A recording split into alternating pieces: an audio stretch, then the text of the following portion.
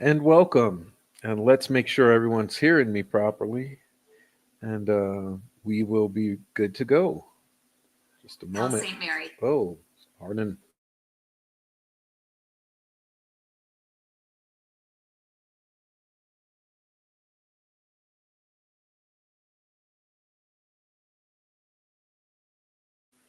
All right, let me say hello to everyone.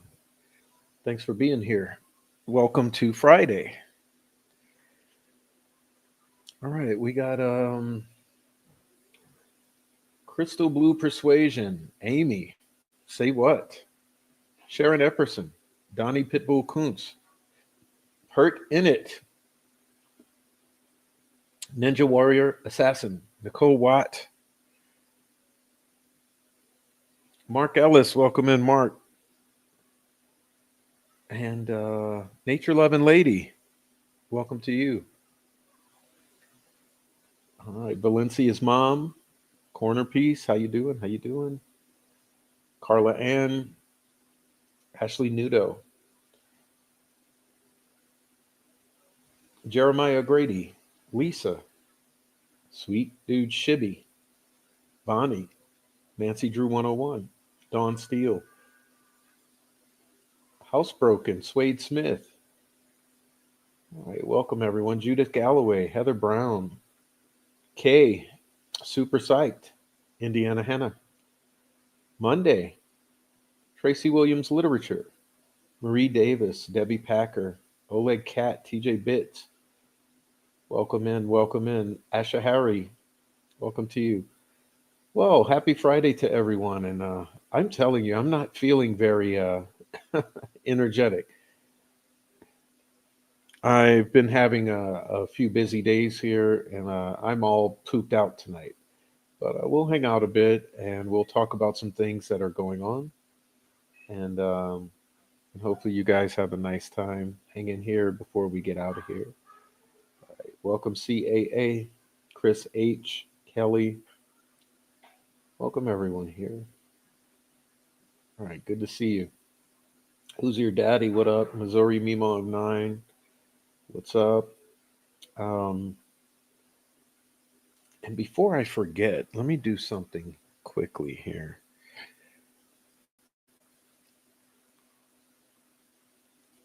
Let's see, where are we? Special thank you to whoever purchased a T-shirt. Someone purchased a T-shirt, and it doesn't send me your name, so it just tells me what's been ordered. So someone has purchased a T-shirt, and I hope that you enjoy it, and I thank you for purchasing. And a good evening to Steve. Uh, I did see your email. I haven't had a chance to reply or respond to it yet, but Steve, thanks for the email. I will be responding to it. Jenny, what's up with you? Okay. Hey, Christina, welcome in, everyone.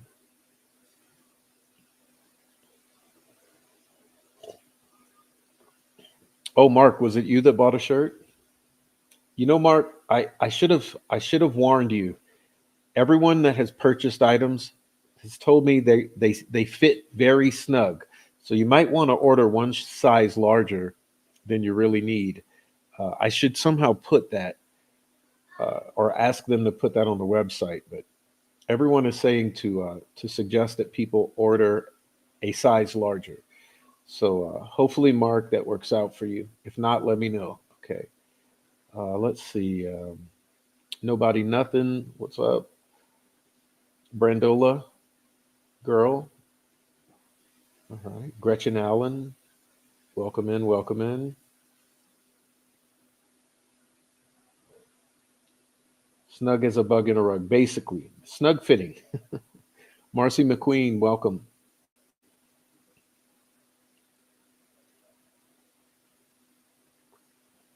All right. So, no, I don't get anything, Ashley Nudo. I don't get anything. It's they retain your privacy. So that particular provider, they keep your privacy. All I do is get the receipt for the $5 I'll make off of the purchase. So that's what it's like. But thank you for taking a look at all that. So, y'all, there's so much crazy stuff going on in the world that it's insane for me to even think about talking about Delphi. Uh, there's a lot going on right now, and it's hard to even talk about this subject. But but we will tonight because there is something that I've been needing to do anyway. So we'll do it tonight. Um, but there's a lot going on. Okay, there's a lot going on, and I was rather personally upset and affected by the tragedy in New Orleans. So I still haven't quite gotten over that. So I'm not feeling my normal self. But despite that, we will be going into something tonight. So the fact is that these uh, these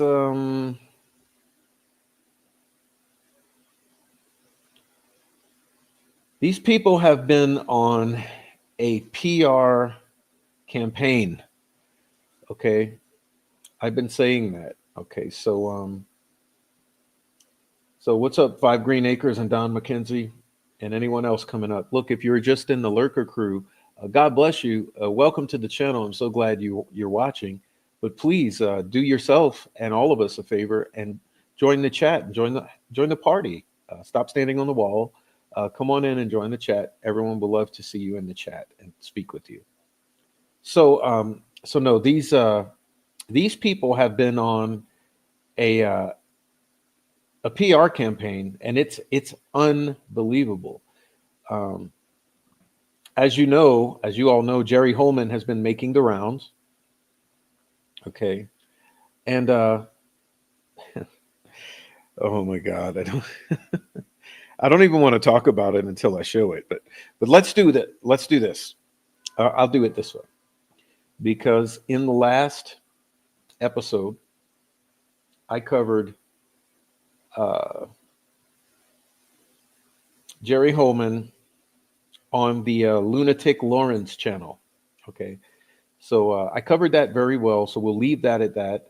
Um, I'm going to do another covering of one of his quote unquote interviews. That means PR pieces. Uh, but tonight we're going to look at two things tonight. Okay, and you guys will be, I'm sure, infuriated. And both of these revolve around the Carroll County Comet because they are going on a face they're attempting to save face. Okay, um, so that's what's happening is they're attempting to save face right now because they look so horrible, especially since the horrendous press conference that was attempted with our clown in residence, Doug Carter. But tonight we're going to take a look at this Carroll County Comet because boy, I tell you that this Amy Graham McCarty is really doing a horrible job. I mean, let me just say, she's becoming worse than Lauren or the or Shrek and Fiona or any of the troll farms. Amy Graham McCarty is basically joining the troll farm uh, um, for the Carroll County Comet, and I find it very upsetting that you had an amazing person at the Carroll County Comet who was fair, balanced, critical thinking, and always did a great job uh, right down the middle. And now you have someone named Amy Graham McCarty, who is full out troll farm shill mode and bootlicking uh, to an extreme. And so you're gonna see tonight. Anyway, I'm sorry that she shares a namesake um, with Amy. So, all right. So here we go. Holman we're never gonna do any giving up. Yeah, you're not gonna give up the BSing the public. No, you're not. So we're gonna do a read through of this PR piece in the Carroll County Comet, which is now 100% on the side of the gaslight and railroading of Richard Allen and covering the ass of its incompetent law enforcement, one of whom you see pictured right here.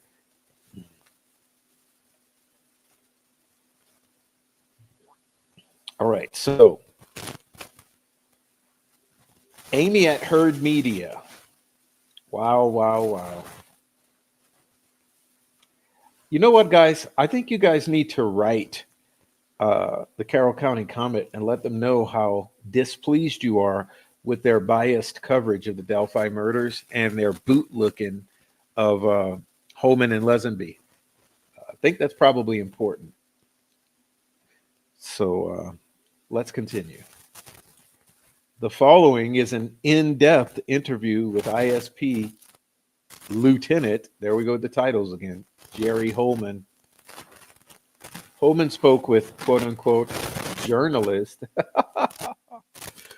Amy Graham McCarty about all aspects of the Delphi double murder case. In the immediate days following Richard Allen's sentencing and the lifting of the gag order. All right.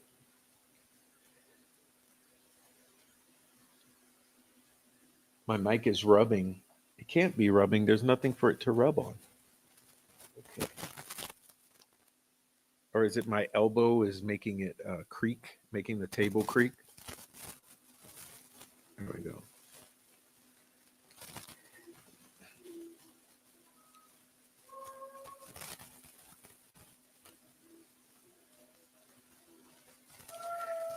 Following the sentencing of Richard Allen, Indiana State Police Lieutenant, there we go with the title again.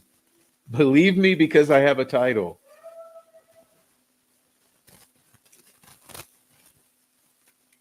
Jerry Holeman, one of the lead quote-unquote investigators in the deaths of Carroll County teens Abigail Williams and Liberty German, there will never be closure. No, there won't. I'm glad you recognize that, Jer.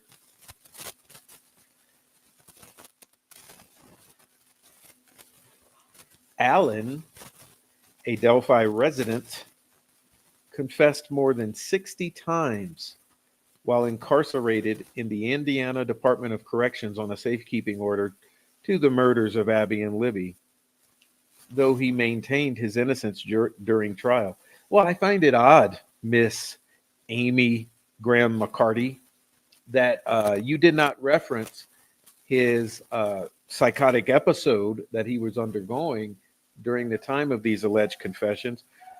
You also did not reference the fact that it's more than 60 times according to the opinion of Brian Harshman regarding statements that he thinks are akin to confessions, not direct confessions, and that only a couple of those were actually used by the prosecutor. So I think you're gaslighting your balls off, Amy Graham McCarty, and I'd like you to stop. A jury convicted him November 11th for the girls' deaths. Oh, they did. So far, that's the only fact that you've relayed. On December 20th, Special Judge Fran Gull sentenced, there we go with the title again, sentenced Allen to 130 years in the IDOC for his alleged crimes. Okay. All right. You also didn't talk about the death threats from the Odinist guards because let's remember very specifically, according to the Franks memorandum, that one of the members of the legal team for Richard Allen testified to the fact that Richard Allen stated they were going to kill him and his family. When asked who, he said the guys with the Odin patches, right? The Odinist guards were threatening to kill him. You seem to have left that out too. And according to Robert Baston, there were guards and other inmates threatening to kill him and calling him a killer the entire time, during which he made these confessions. But I noticed you left that out, Amy.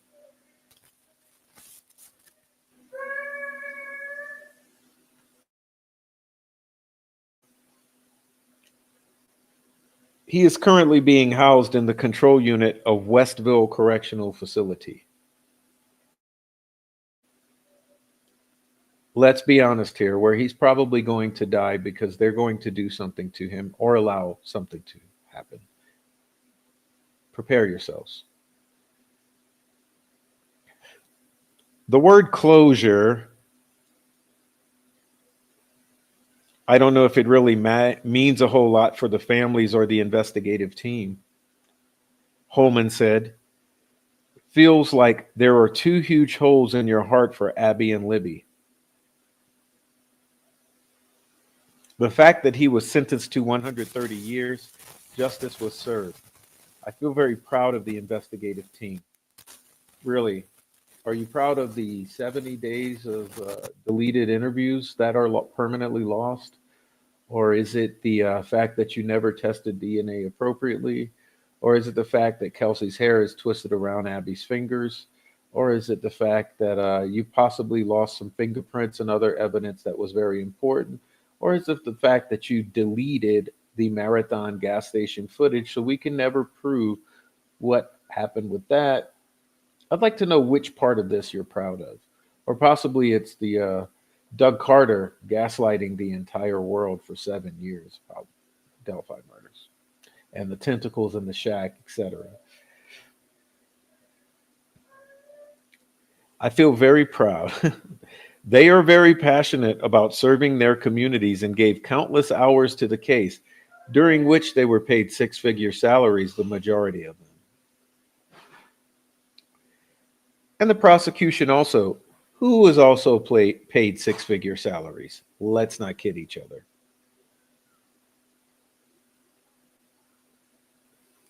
Everyone did an extremely great job. If you don't say so yourself. I was proud to be part of the team. I'm sure you are. I'm sure you are. They poured their hearts and souls into this. Into the cover-up. Into that cover-up. Of course you did. Listen, everyone knows there's a cover-up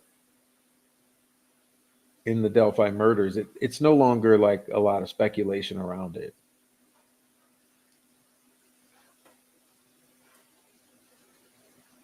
With all the knowledge investigators had, Holeman said testimony from one witness not only surprised him, but affirmed what he believed. Allen killed Abby and Libby.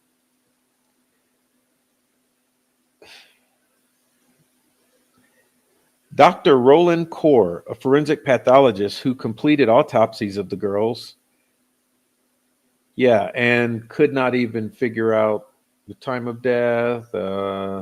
We weren't told about pregnancies or not, or toxicology.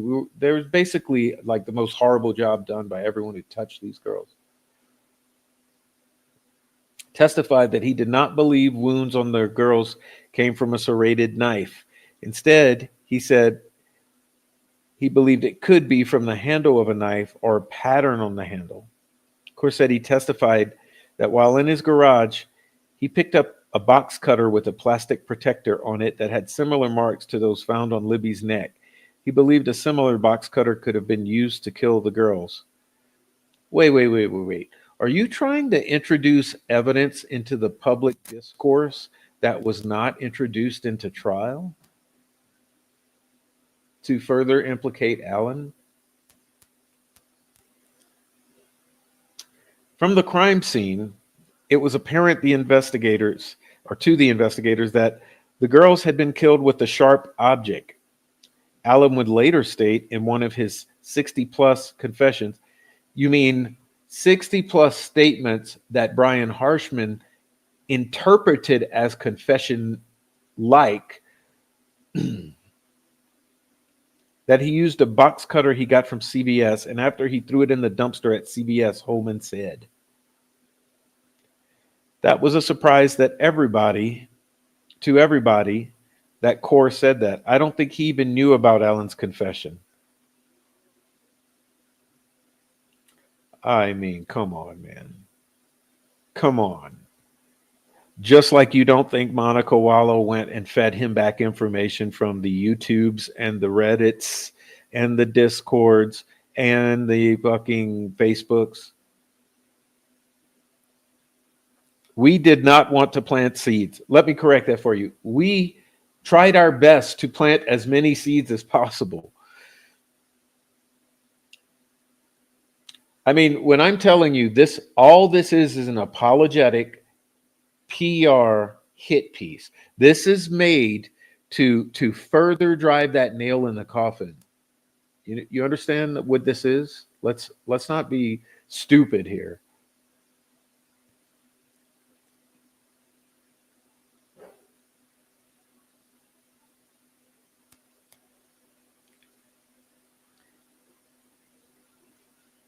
So we did not tell Core that Allen said he had used a box cutter. That's the exact point of you coming and doing this interview, is to put, I bet he's reading from notes. I bet he has bullet points, right, of every little statement he's trying to interject into public consciousness. And here's a very clear one. We did not tell Core about box cutter.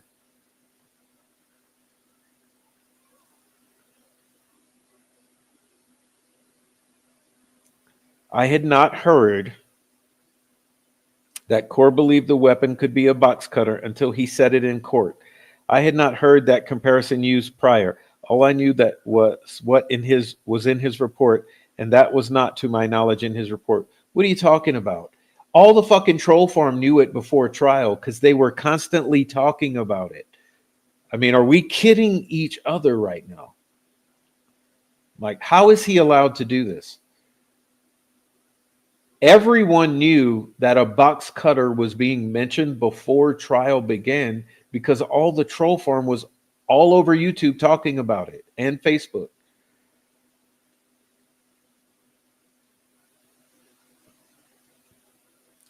Holeman said Core's report not only stated that the murder weapon could be a sharp-edged weapon, possibly unconventional. Only stated. Holeman said they did not give the CBS issued box cutter to Core to compare with the wounds the girl sustained. Okay, so just before we move on, you should all know this. That entire opening section was all about box cutter. Okay, so what he's trying to say is we didn't feed the box cutter to Core. But remember, Core never mentioned a box cutter until several meetings with McClelland. Thereafter, the box cutter became an issue. And thereafter, the troll farm started running around endlessly talking about a box cutter. Okay, so for all you feds watching, take note. Early days. Holeman joined the investigation on February 14, 2017, the day that Abby and Libby's bodies were found.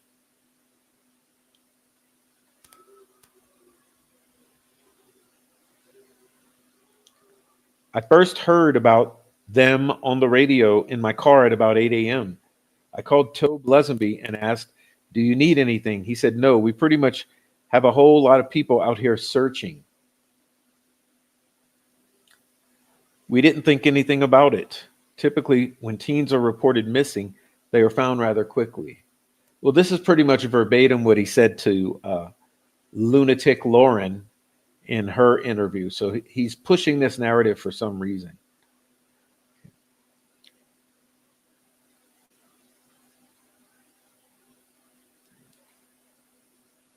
We didn't think anything about it. Typically, when teens are reported missing, they're found rather quickly. Around 10 a.m., Holeman says Lesby requested the ISP helicopter to assist in the search.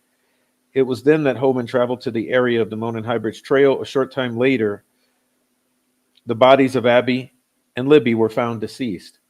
Oh, well, that's interesting because that sounds like approximately in the 10 o'clock hour, just like David Erskine said. So why did you lie to the public and say it was 12:17 p.m.? I was at the bottom of the hill and helped to get the scene secured, which is a repetitive thing. This is something else he said to Lunatic Lauren. I remember talking to Tobin asking if the Carroll County Sheriff's Office wanted the case or if they wanted ISP to be the lead. He asked me, if we take it, will you be there? I said, we're not going to leave you. We have your back. We will stick with you. We won't leave.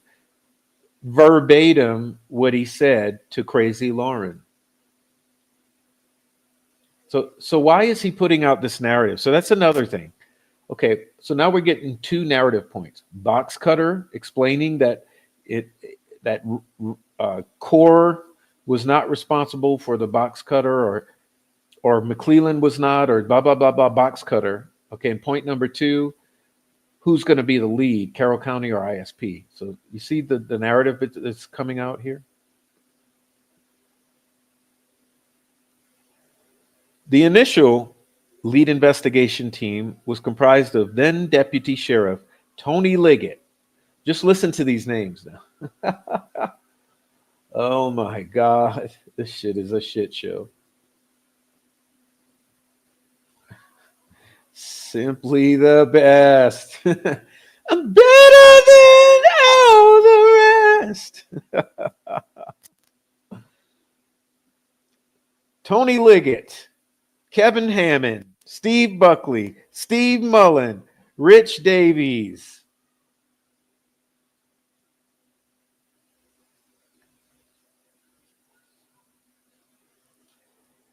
Every agency from everywhere wanted to help, Holeman said.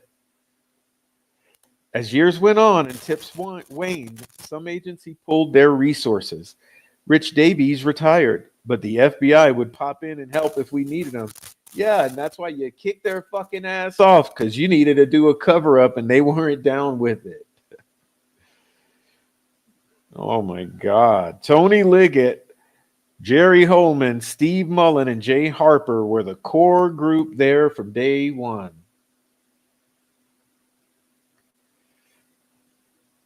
Brian Harshman and Dave Vito were also a huge part of the investigation.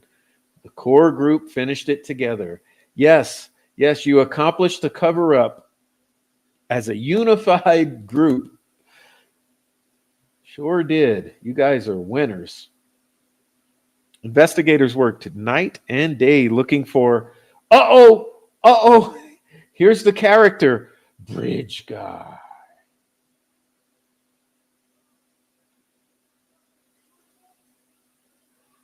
The man they believe with a capital B killed Abby and Libby.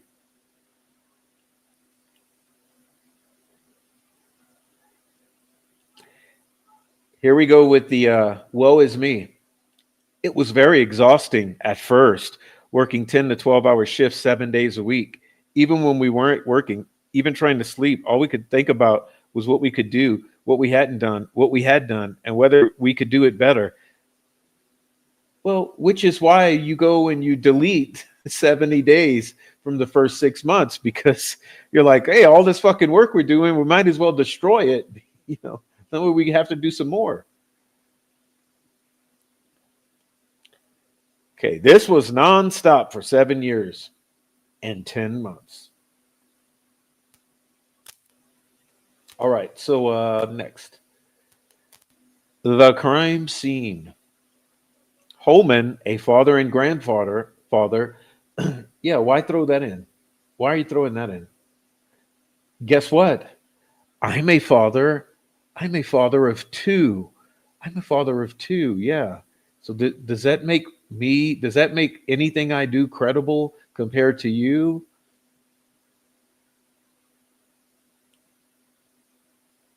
Said anger filled him when he saw the bodies of the two young girls and how they had been left in the woods. Yeah, you know what? Me too, bro. Me too. Anger filled me when I saw those girls' bodies in the woods the way they had been left. I do agree with you on that. I was very angry and still am. That's why the cover up and railroading is all the more infuriating. It's two little kids who were left like that in the woods. It was very brutal, he said, recalling the crime scene. Anytime it is a teenager or young child, it becomes a little more difficult. Seeing two young girls with their throats slit, left alone in the woods with some sticks thrown on them. Oh no, those sticks weren't thrown. Those sticks were placed and appeared to be non secular, which is why Robert Ives said non secular signatures. 3. He treated them both like animals, embarrassed them. He controlled them with his gun. No, no, no, no, no, no, no, no, no, no, no, no, no, no. Holeman, that's your speculation. Let's be clear, because you're speaking as if it's fact. Whoever did that to those girls, yes, did treat them like animals. Yes, put sticks on their bodies in non-secular patterns arranged. But you don't know anything about anyone who did that to those girls doing anything with a gun. That's all speculation. I just can't imagine the fear they were going through. Well, let me help you there, buddy. I guarantee you there was a large amount of fear because one saw the other one murdered. Yes. So I guarantee you the one was in incredible fear watching the other one have her throat slit and murdered in cold blood. And then the same happened to her. And let me ask you this. If it was Richard Allen, how did he manage to not leave any defensive wounds on those girls? How does one lone wolf killer do that to two capable kids, and neither of those kids have restraint or bind marks or defensive wounds? You know what it tells me? That it took several individuals to murder those girls, because several had to control both of them in order for them not to have any defensive wounds on their bodies whatsoever.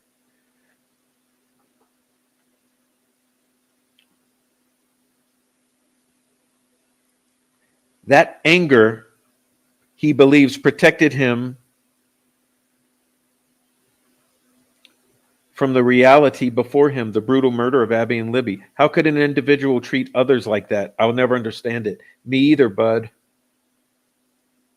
Me either, bud.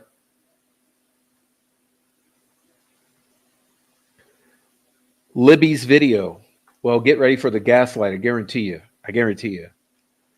Holeman said investigators were encouraged that they had Libby's phone and video she recorded of a man following Abby across the bridge, racking a gun and telling the girls down the hill.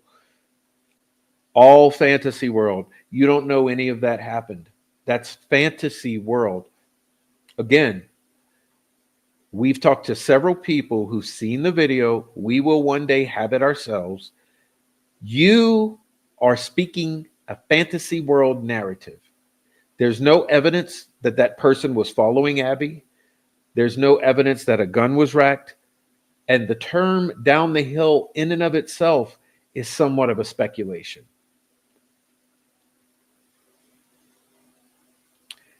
We quickly had that information. He said, at first we thought, oh, we are going to have someone in custody quickly. Recording the video was an act of bravery on Libby, he said. That's another gaslight. That's another fucking gaslight. That was not intentional. So how was it an act of bravery? You just keep repeating a fantasy world narrative that you want people to believe to lock in your story of your theory of this crime. She was 14 years old. And she was aware enough to get her phone out and record this person who was obviously making her uneasy. You don't expect someone that age to think so quickly because they didn't, because you're making it up. Okay. We don't have to make shit up to solve a crime of the murders of two little girls. You don't have to make up fantasy world fucking talking points.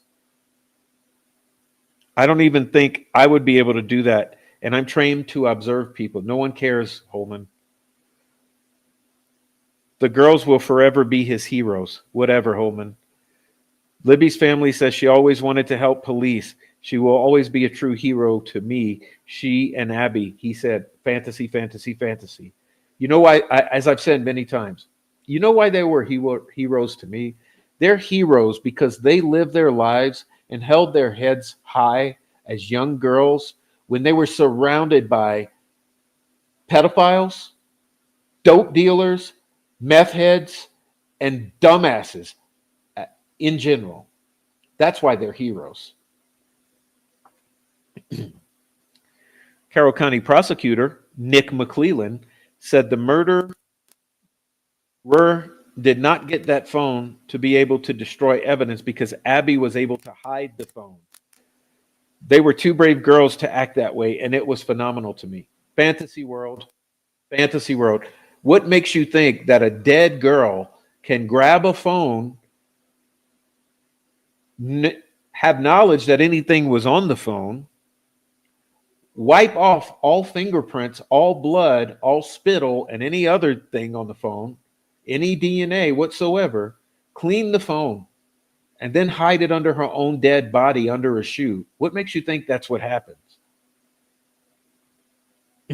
So you're just spinning a tale here that no one believes, except the dumb girls on Facebook. Let's be honest. Runes. Okay, not well. Hey, you know what's going to be next. They're not runes. Okay, that's so. See, every single thing that's coming through this article is a talking point. Like I'm saying, I bet he had notes, bullet points. I have to cover this, this, this, this, and this because I'm trying to put out this fire, this fire, this fire, this fire. So let's see. Blood found on a tree at the crime scene was described by the defense team to resemble an F. Their reason, a rune left behind by the killer. Holeman said investigators that believe there's another logical answer. Uh-oh. Am I going to have to whip out my screenshots here? Sure will. As Pat Cicero described, it was an upside-down L made from a print of Libby's hand, referring to the testimony by prosecution's blood spatter expert. That makes the most logical sense. Okay, hold on. So this, all right, so I don't want you to think I'm lying to you. Okay, I don't want you guys to think I'm lying to you. Let me ask you this. Understand what's being said. So what he's saying is this is Libby's handprint. This is Libby's handprint. Let's look. Does that look like Libby's handprint to you? Does this at all look like it's a handprint? Because let's read again. The defense is crazy. They're saying it's a rune. As Pat Cicero described, it was an upside-down L made from a print of Libby's hand. He said, referring to the testimony by prosecution's blood spatter expert. That makes the most logical sense. Okay, so you're telling me that the jury believed that this was Libby's handprint? Is that what we're supposed to believe here? So the jury unanimously believed that this was Libby's handprint.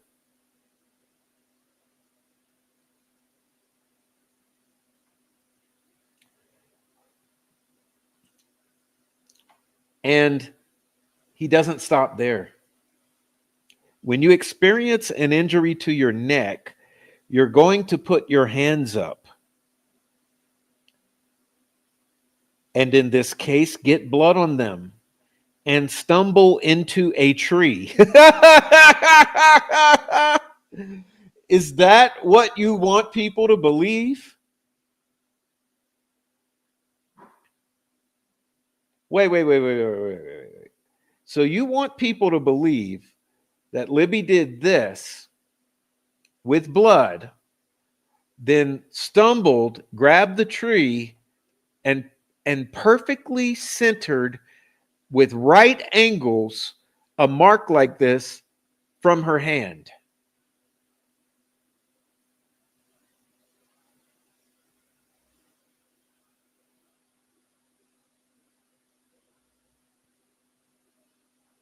And he continues. He continues.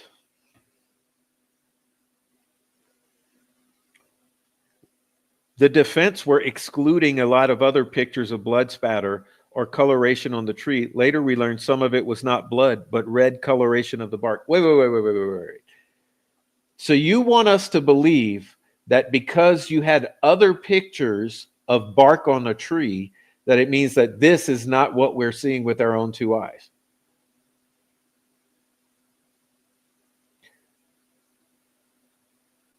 But we're supposed to believe, okay, we're supposed to believe that Libby did like this when her neck was cut, got blood on her hand, and then turned her hand awkwardly upside down.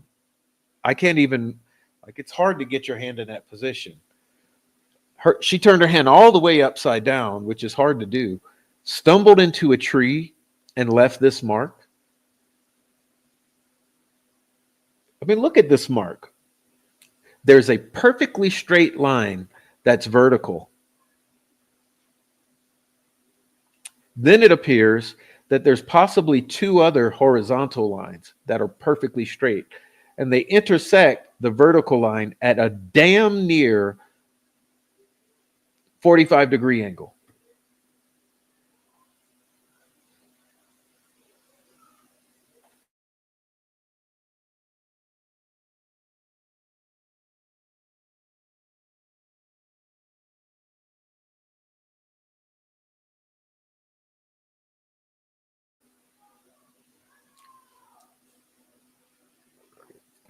Okay, I'll let it go.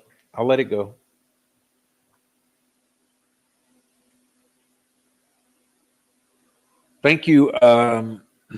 Thank you, Jeff Jones. Thank you. Okay. All right. What am I even doing now? Where are we? Holeman said he allowed investigators to investigate the potential for the murders to be ritualistic killing and alleged runes at the scene to the best of their ability.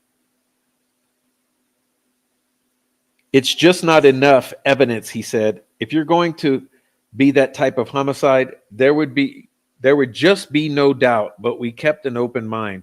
There is a misconception that we did not investigate ritualistic killing, but you didn't. But we did. No, you didn't. We had peer reviewers look at the evidence several times. No one professionally would state it was a ritualistic killing. I'll just move on.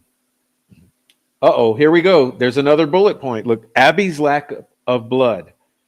Okay, this should be good.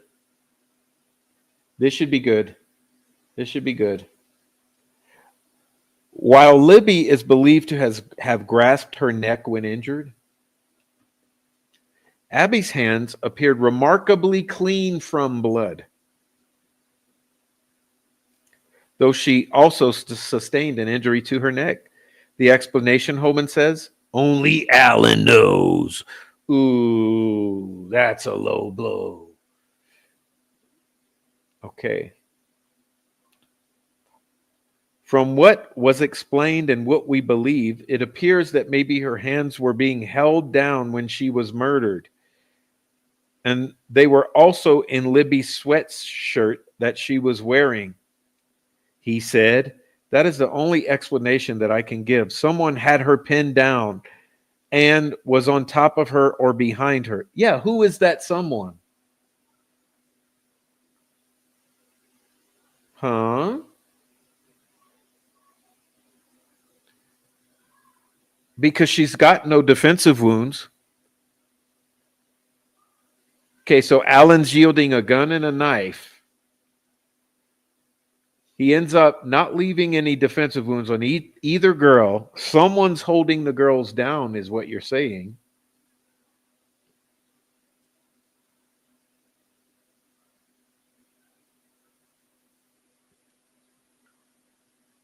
She was smaller and easier to control than Libby. Again, only 3 people know, and 2 are deceased. No, I don't agree with that. I think the several people who killed these girls probably know. And yes, 2 are deceased.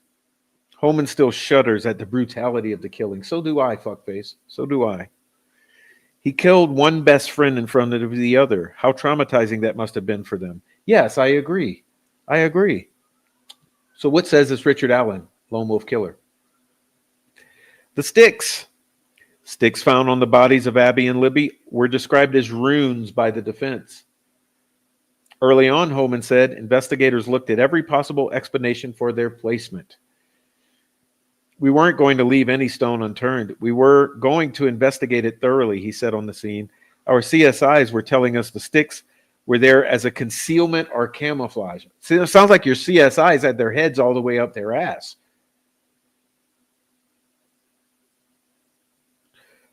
We did have investigators looking into runes, and there were some people that believed it may be that. But we were always told by behavioral analysis and professors that if it was a ritualistic killing, there would be no doubt. Well, why do you think we feel the way we feel? Why do you think we feel the way we feel? There's no doubt to us. There's no doubt to us. There's no doubt to the majority of people in the public who are looking at this. That's why the public is infuriated by this.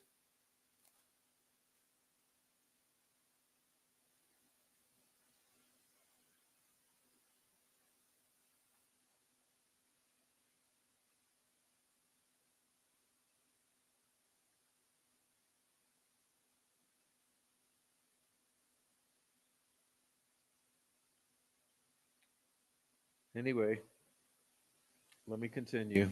I was going to show something on the screen, but there's no point.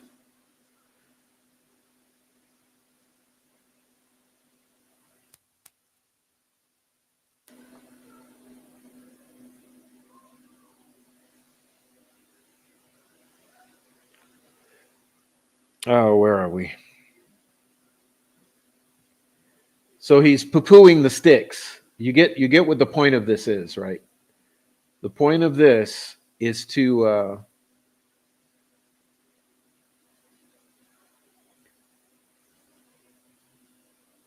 say the sticks are nothing.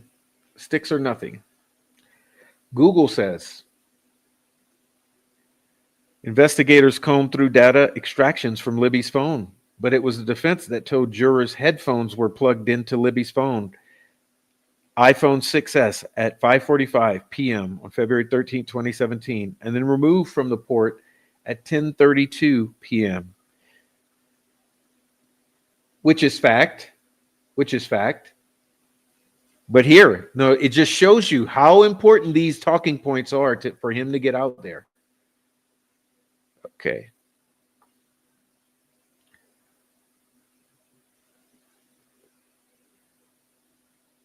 The defense saying headphones were plugged into the phone. That seemed to be the news of the day, and realistically and logically, our argument was that it could not have happened. Why not?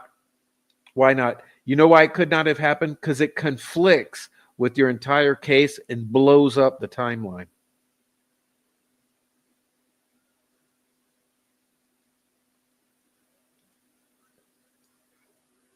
Water damage in the port could also give it a false reading. That is one example. Yeah, and it didn't happen. You know why? There was no water damage to the phone. And secondly, there's a physical toggle in the switch that happens. You're lying to the public. You're lying to the public. Feds, are you hearing this?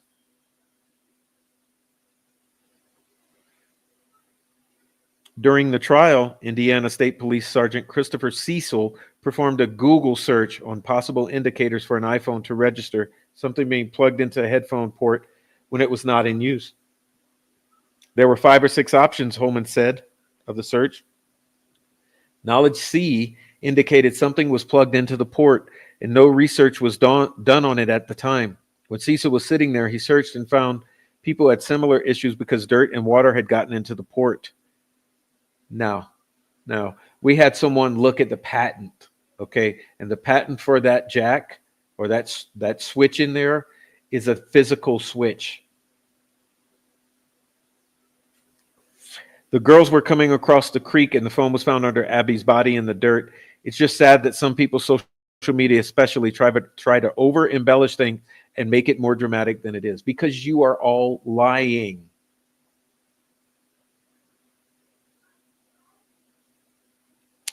Listen, a 3.5 millimeter plug was plugged into that jack at 5:45 p.m. At 5:47 p.m., someone left the crime scene, according to the geofencing. Then at 10:32 p.m., that plug is removed from that jack.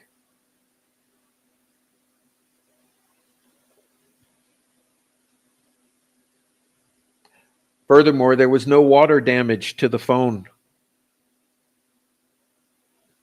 Allen's own words.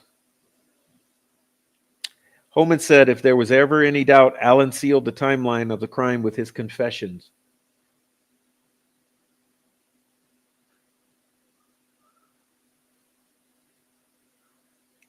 I think the timeline was pretty much exactly as Allen said. We see his vehicle on the Hoosier Harvester video, and shortly after that, Brianne Wilbur and her friends saw him and took photos along the trail that were time-stamped. It's another lie. It's another lie. Listen. Allen said he was there from 12 to 1:30. That's his statement. You're claiming that his statement was he was there from 1:30 to 3:30. But you have no proof of it. The only proof you can provide is Dan Doolin's assertion that that's what he said. No one recorded the interaction, although that would be the norm. There's no handwritten notes that were taken at the time that would prove such. So the only thing that proves such is the thing that was magically discovered by Kathy Schenck. So you're claiming now that the timeline is that, which is not what Allen agrees to. Furthermore, you're claiming that Brianne Wilbur and friends saw Allen. But we know that all of those witnesses, one, could not identify Allen. They could not identify Allen as the person that they described to the sketch artist in the sketches. And they could not identify Allen in open court and say, he's the one I saw that day. So none of your witnesses describe Allen. Who they do describe is a very large, tall, muscular, young man.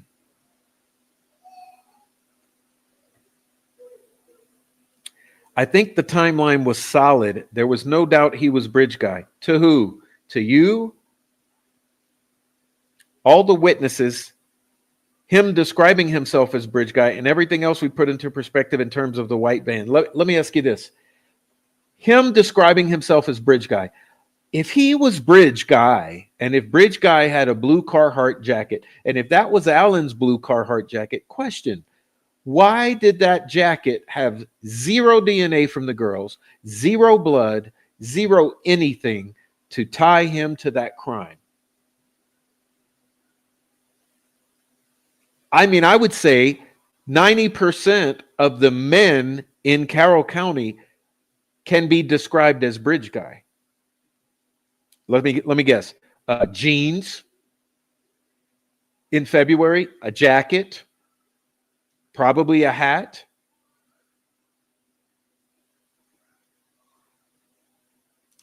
White van has been out since the day that the helicopter footage was broadcast live on Facebook. So the white van means nothing. Allen confessed more than 60 times to killing the girls, but it would be one confession that Holeman said was his undoing. His confession he was spooked by a van. That was a key piece of evidence. That and the tool mark evidence with the fantasy world fucking round that Oberg invented out of thin air. Right. She matched a fired cartridge to an unspent round. And we're supposed to believe that right there.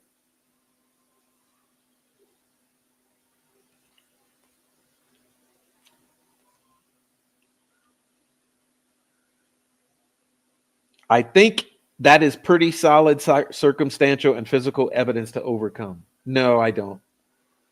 I think you guys set a motherfucker up and you were successful in having the jury agree to it. Details of the crime, what happened between down the hill and the time the girls' bodies were found. Holeman says law enforcement may never know. Only 3 people know that information and 2 of them are dead, he said. Well, that seems to be your repetitive phrase you like to repeat. Okay, here we go with the talking points. Anthony _ shots. Law enforcement theorized that Abby and Libby were on the High Bridge on February 13th, 2017, planning to meet a young man whose Snapchat profile was Anthony _ shots. Through the investigation, we know the girls were communicating through Snapchat with the Anthony _ shots account using Liberty's phone. Holeman said, we have reasonable belief that they thought they were going to meet Anthony Shots. We have no evidence indicating Richard Allen was connected with the Anthony Shots profile at this time. Well, isn't that just rich? Isn't that rich? So you're telling me you believe they were going to meet Anthony Shots. That's the revelation right now. It's being revealed. Okay, do you get what's being dripped out here?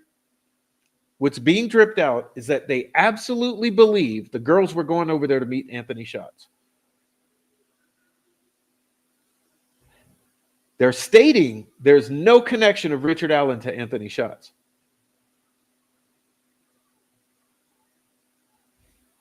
You guys sensing a big fucking problem here? I mean, am I the only one that thinks this is revelationary? The girls were absolutely going to meet Anthony Shots, according to these people. Allen has no connection to Anthony Shots. So you're wanting me to believe that the girls were going to meet Anthony Shots, but they just so happened to be victimized by Richard Allen in a sexual fantasy out of the blue, who coincidentally encountered them or intersected with them at the same time they were going to meet Anthony Shots, who definitely was going to do them harm. Feds, are you getting this? Something's not smelling right. This is huge.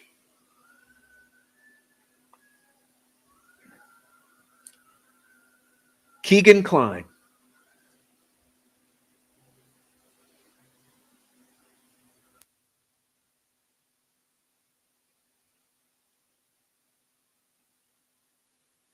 Holeman said the investigation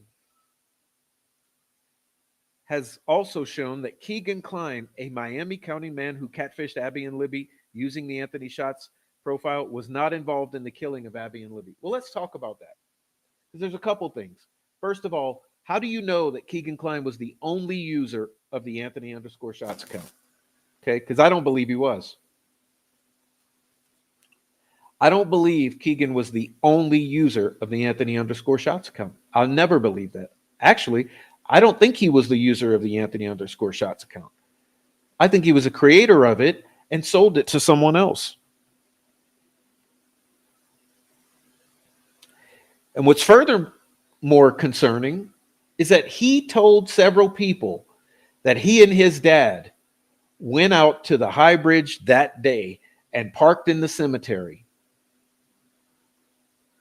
And he said his dad went down there to the creek, came back bloody, and said, "We had fun."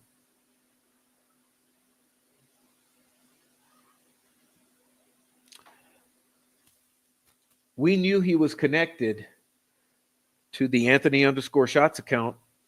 Yeah, connected.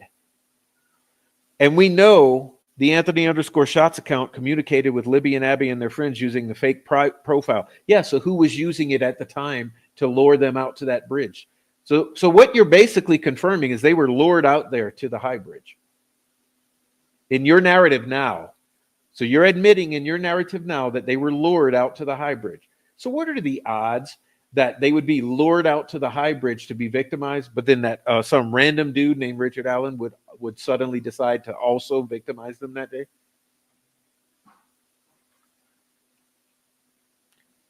We investigated it thoroughly. Yeah, how many days did you lead of that investigation? And spent countless hours and resources on that. We were never able to establish probable cause or any connection that Keegan was involved in the case. Remember when I said probable cause is a matter of paperwork? Okay, remember I said probable cause is nothing but an issue of paperwork.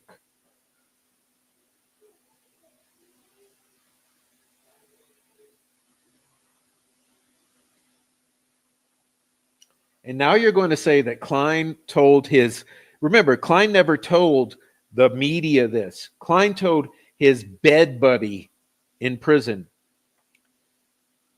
that he and his dad went out there that day and his dad came back bloody and that all he did was move the bodies, help move the bodies. But he says Klein made comments and used this case for 15 minutes of fame. That don't sound like fame to me. That don't sound like fame to me.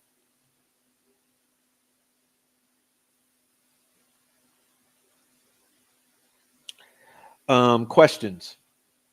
Allen confessed that after staying at the crime scene and waiting to be sure Abby and Libby were dead, he walked back to his vehicle, which he had parked at the Child Protective Service building, avoiding the Monon High Bridge Trail, where what he did after that, police do not know.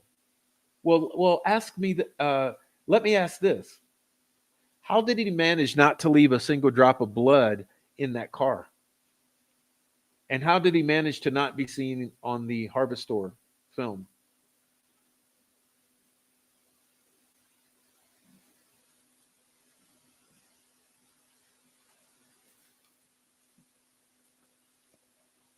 He did not cooperate any further than that after his police interviews.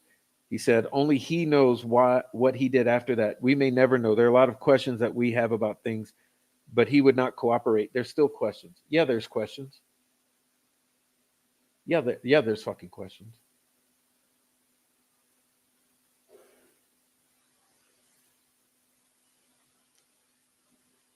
Holeman said, even with 60 plus confessions, it's not unusual for investigators to not have the full story of what happened because those confessions were not confessions. Those confessions were the rambling of a madman who was undergoing a psychotic episode on several drugs. For being, and one of those being Haldol, which we know causes these types of problems.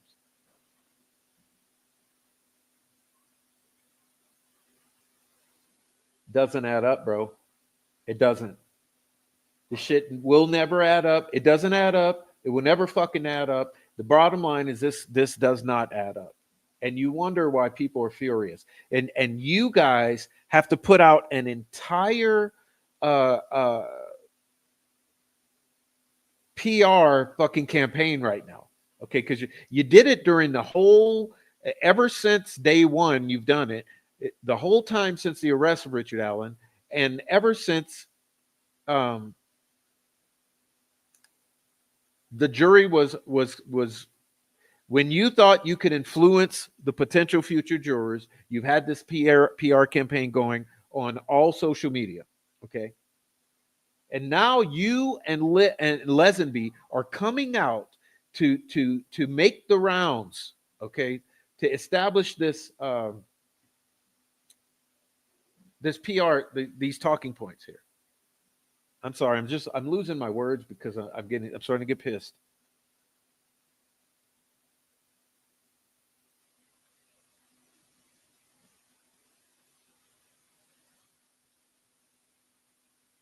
Every investigation you work, even when someone has confessed to a crime, they're not going to confess 100%. They're going to downplay their involvement. You don't ever get all the facts that have happened in any investigation. Holeman testified at the sentencing hearing on December 20th that he felt Allen's newly found belief in God was manipulative. Yeah, I don't buy it. I don't buy that. And why does it matter? Why do you have to smear him even further now? Like I don't get the whole thing now to try to like drive the nail further in the coffin. He's got his 130 years. He's convicted. Okay, the jury has found him guilty. It's not a hung jury. It's not gonna, you've you've totally succeeded. So why now do you have to go and even say that finding God was manipulative? You're trying to smear him even further because he's so manipulative and persuasive. I think he's a danger to society. I thought he was using religion to manipulate his wife, mother, and corrections officers to get what he wanted. He was trying to get a new iPad and in person visits with his wife. He used that and other manipulation and persuasive acts. I don't care about your fucking smearing of him. I hope he did find God, and I hope he confesses to all his sins and is forgiven and makes amends. But I believe he's used to saying he had found. I believe he used saying he had found God to manipulate people. I don't care about that talking point.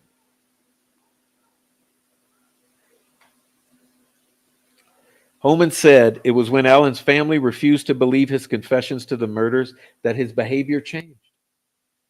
Another way he believes Allen was manipulating those around him. When he said he found God and tried to confess, and when they would not accept the fact that he was trying to confess, I think that's when he started backpedaling a little.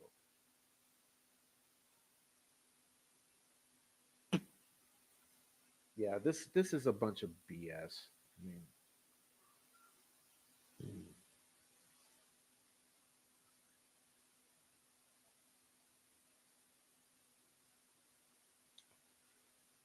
shoot, man, I can't, it's hard to do. It's hard to even read this. Honestly, I'm getting like done. When Allen arrived at ISP Lafayette Post on October 26, 2022, his wife Kathy was with him. Allen's behavior, Holman said, was strange from the moment he walked through the door. Yeah, here is when we're going to say that all the innocuous things that he does, like remember how they tried to say that backing into a parking space was supposedly.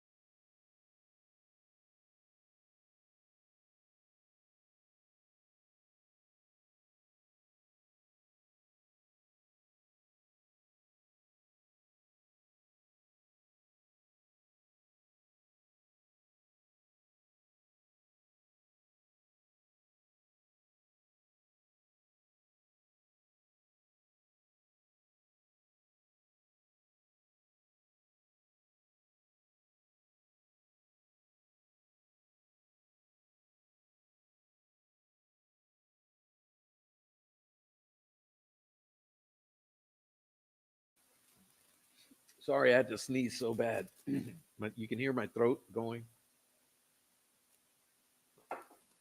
All right. All right. All right.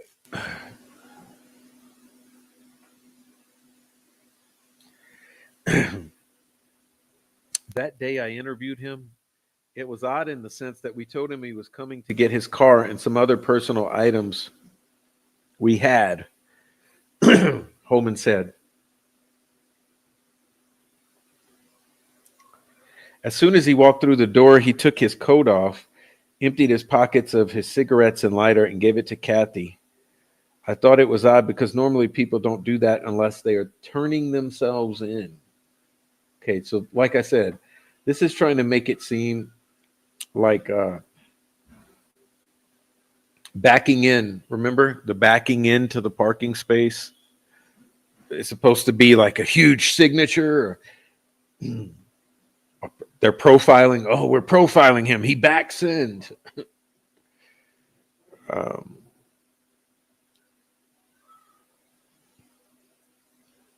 it was almost as if he knew he was going to be arrested. No, it sounds like he was preparing in case you motherfuckers did some shit like that. I mean, this just makes no sense at all to even talk about. Early into the interview, Holeman said Allen made statements that led investigators to believe he expected to be arrested that day. Yeah, I'd expect to be arrested too every time I step in to fucking interrogation, because you motherfuckers, like, you're not going to go after someone unless you're going after them.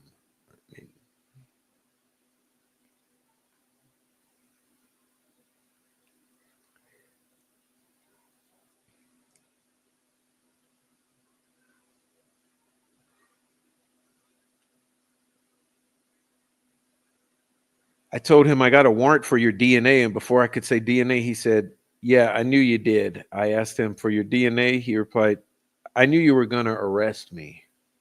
I thought we didn't even know we were going to arrest him that day. Yeah, but how is he supposed to know? I mean, this is what I'm saying. This shit makes zero sense right here.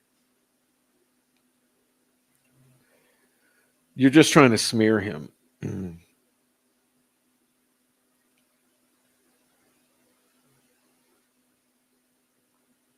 He seemed to think we're going to arrest him from the beginning. I guess he was right in the end.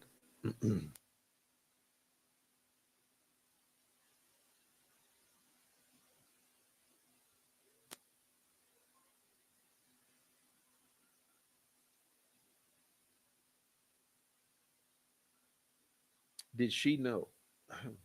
ISP Detective Jay Harper interviewed Kathy Allen. While Holeman interviewed her husband, Kathy, Holeman said, was hysterical during her interview. At some point, he allowed the couple to speak. Sorry, guys, my throat is giving me problems.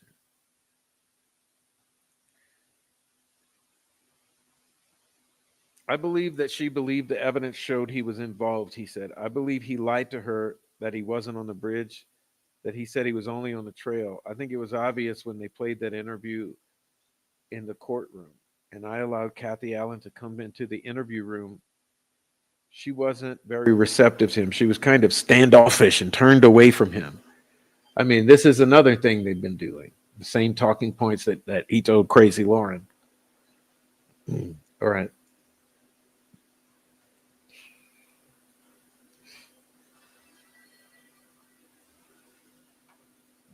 Polygraph.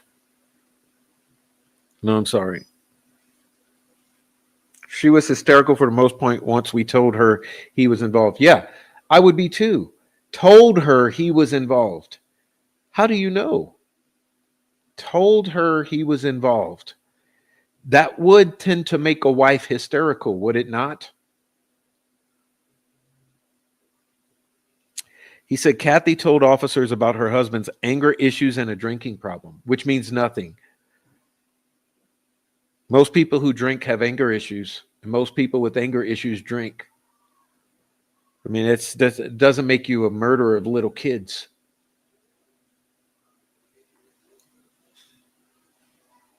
She helped describe the person that we thought might be responsible for killing Abby and Libby. Blah, blah, blah. Allen was offered a polygraph but refused, which also does not make you guilty of murdering. Okay.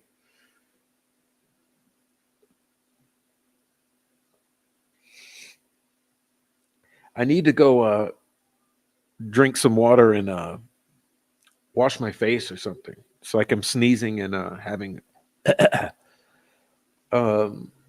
What are we looking at?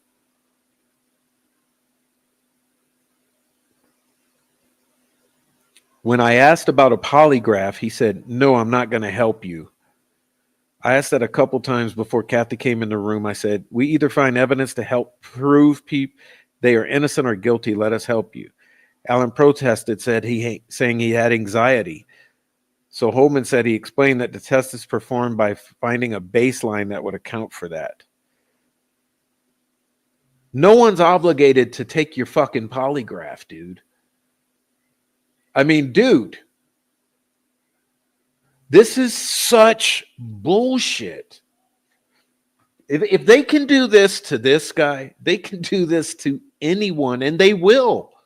That's the point of this.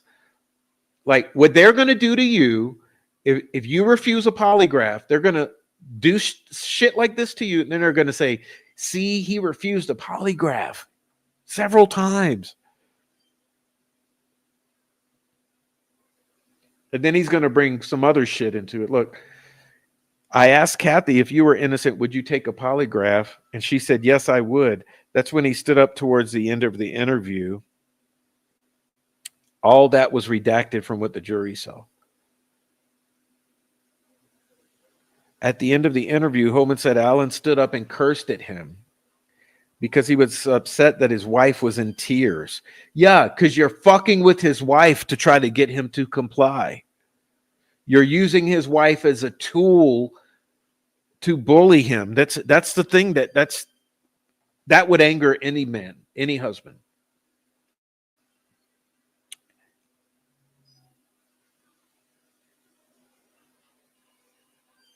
Allen then stretches out his arms and placed his wrists together, telling Holeman to arrest him.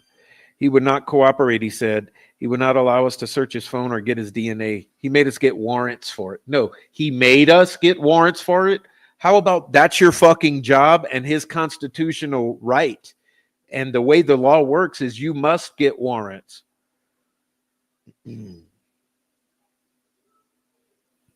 Yeah, all of this is slander. You see, it's all smearing. It's all smearing. It's painting a picture. This is painting a picture. And this is your fucking journalist here, Amy, whatever the fuck her name is, right? Amy Graham McCarty.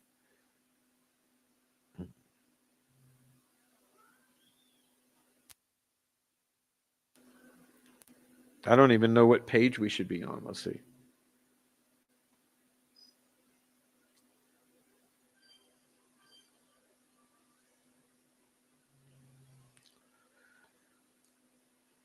With all of what? Him refusing to take a polygraph and getting pissed that you're fucking with his wife?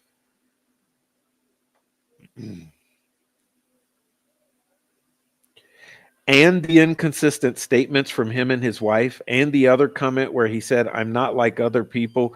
I care about what people think of me and what kind of good person kills two girls. He just didn't act like an innocent man. I don't know what that even means. Like that sentence right there is the worst of this whole thing so far.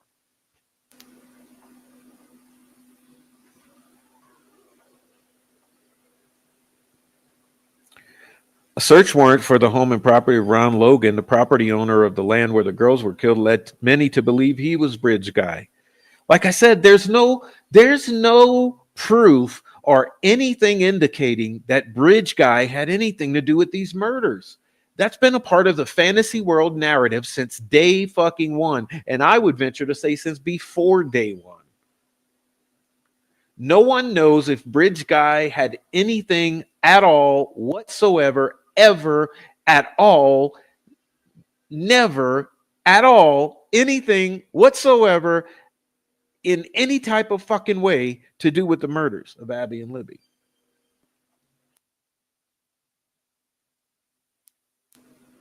But we make this character, okay? You make a character called Bridge Guy, and you make him into a monster without any proof that he had anything to do with these girls.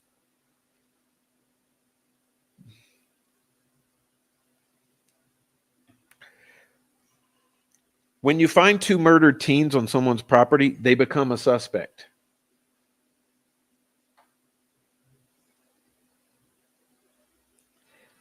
We did a very thorough investigation on Mr. Logan. We probably served multiple search warrants on him and his property. We found no evidence to indicate his involvement. Logan, who died before Allen's arrest, told police his cousin drove him to the pet shop in Lafayette during the time when the girls were missing and murdered. That was a lie investigators learned early on. He had an alibi. He was at the transfer station shortly before we believed the girls were killed. Yeah, you believe. There's that word again with a capital B. Believe. Later that evening, he was in a fish store in Lafayette. He did lie, but he lied about how he got to those places because he was a habitual traffic offender. And he was driving when he wasn't supposed to be, Holeman said. We put in a lot of resources and never came up with any probable cause that he was involved. Once again, probable cause is a paperwork-based issue.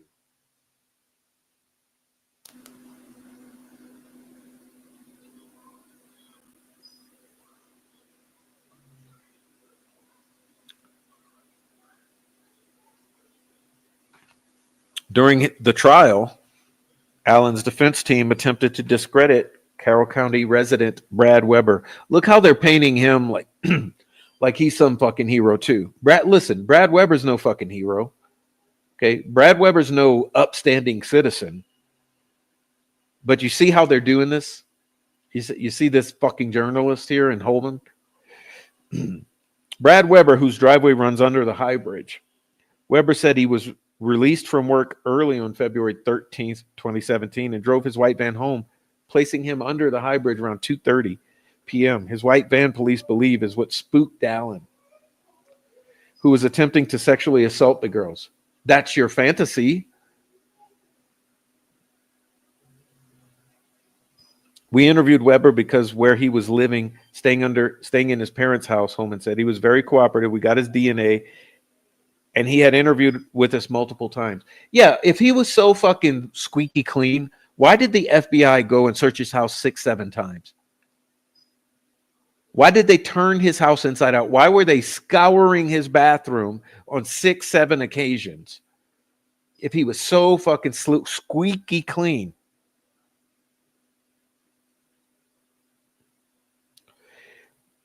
He could not have been the guy on the bridge because he would have gotten home when Allen was already down the hill. Fantasy, fantasy, fantasy. Just you're all believing your own fantasy world narrative? Is that the level of critical thinking we've gotten to?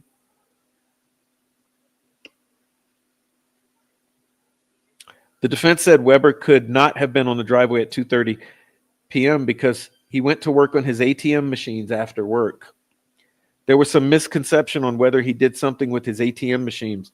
Holeman said he didn't normally get off work at that time. He normally would work later than that, but that day they told him to leave early, and we were able to verify that. We treat everyone as a suspect, and we cleared him. We don't just ask the questions. We verify the information. Well, hold on. If you haven't cleared anybody, how have you cleared Weber? How have you cleared Weber? Because I thought the whole thing was no one's been cleared.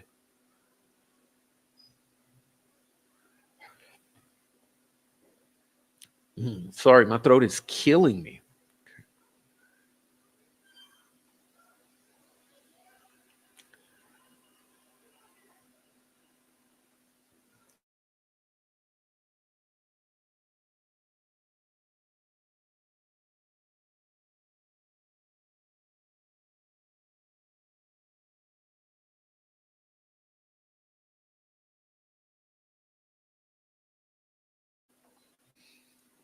When the crime scene photos began to appear online and on YouTube, Holeman said it was Libby's grandmother who notified investigators. I got a call from Nick saying someone had sent those photos to Becky, and Nick asked me to look into it, he said. Podcasters and YouTubes then began to contact us saying they thought real crime scene photos were out there. Holeman said the investigation into the leaked photos led them to Mitch Westerman and Robert Fortson. Westerman and Fortson were in the Air Force together, Holeman said. We were starting to run it down and connect the dots. Well, why haven't you mentioned Mark Cohen or Tyler Carpenter? Big questions there. Because you're pretending that Mark Cohen was not the one who leaked them on out to all the podcasters and YouTubers. And you're attempting to obscure the fact that Tyler Carpenter had acquired them somehow. Is this because you're trying to tie all of this back to some nefarious scheme by the defense? Yes. The leak, investigators learned, transpired after Westerman, a former associate of defense attorney Baldwin, went to Baldwin's office and into a conference room where the images and discovery were laid out on the table. Westerman took cell phone photos of the images and then emailed them to Fortson. The images were then sent out to podcasters and YouTubers, Holeman said. No, that's not what happened. No, that's not what happened. The images then went to Cohen, okay, and somehow to Carpenter. You see how they lie? Why are they lying? The whole fact that they're talking about this in this interview, okay, the fact that they are even mentioning it in this quote unquote piece of journalism is because they're trying to still put out a false narrative about it. I feel it was done intentionally. And it's disgusting. He said, yeah, I agree it's disgusting. And I think I know what happened. And you're lying. It was defense's responsibility to protect that. They were irresponsible. None of that got leaked out until after discovery, and we kept it safe and secure for years. Let me ask you this. No. They were, even if it went down the way you say it went down, which is not how it went down. Okay, that's not at all how it went down. But even if it had, they would still be the victims of Westerman, okay, who subsequently got the charges dropped magically, and the record's going to be expunged, luckily.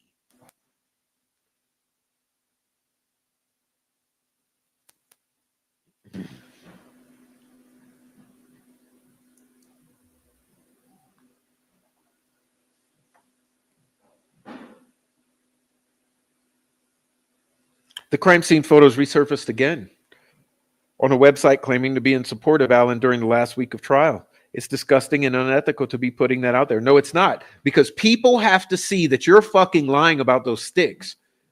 You see, people wonder, what's the purpose of those crime scene photos? What's the purpose of even seeing them or looking at them? I'll tell you easily. The purpose of looking at, just like this one, purpose of looking at this is to see for yourself that it's not Libby's handprint.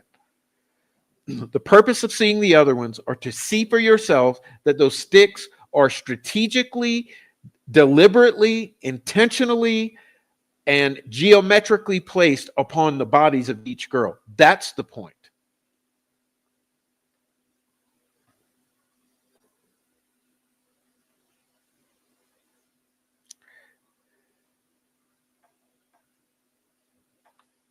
One of the photos was of the F tree, he said.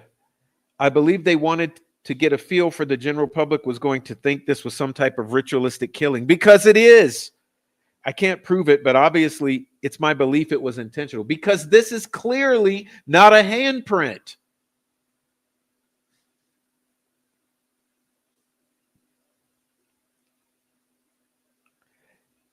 Fortson sent the images out to multiple people. Yeah. Let's go read the Westerman PCA and you'll see who sent them out. He said he wanted to talk to someone. He wanted an attorney. So I explained how severe it was and that the judge and prosecutor would not happen. No, you made him go kill himself. I told him we needed to figure out who had the photos. I said, when you get an attorney, have the attorney call me. No, you screamed and yelled at him like a fucking maniac, and you made him go kill himself. Let's be honest here.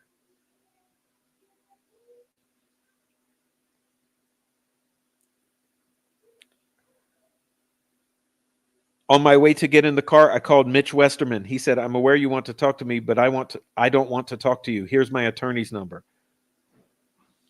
Holeman never got the opportunity to talk to Fortson again. He killed himself. He was found We found out he was deceased. I was devastated. Yeah, I hope the guilt burns you up on your fucking deathbed.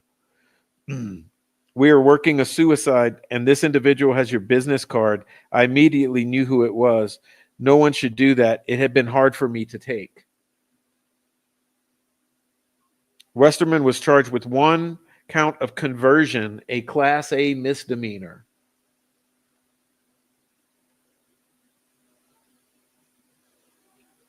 After admitting in a sworn statement to local police that he was a person responsible for, no, he didn't admit he was responsible for the leak. He admitted that he took photos in Andy Baldwin's office.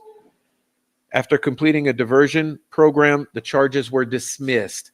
Right. So he gets off clean. He gets off with no fucking consequences. Almost like it was planned. After nearly 8 years on the case, Holeman believes perhaps one of the greatest obstacles investigators faced was Allen's defense team, comprised of Brad Rozzi, Jennifer Uggert, and Baldwin.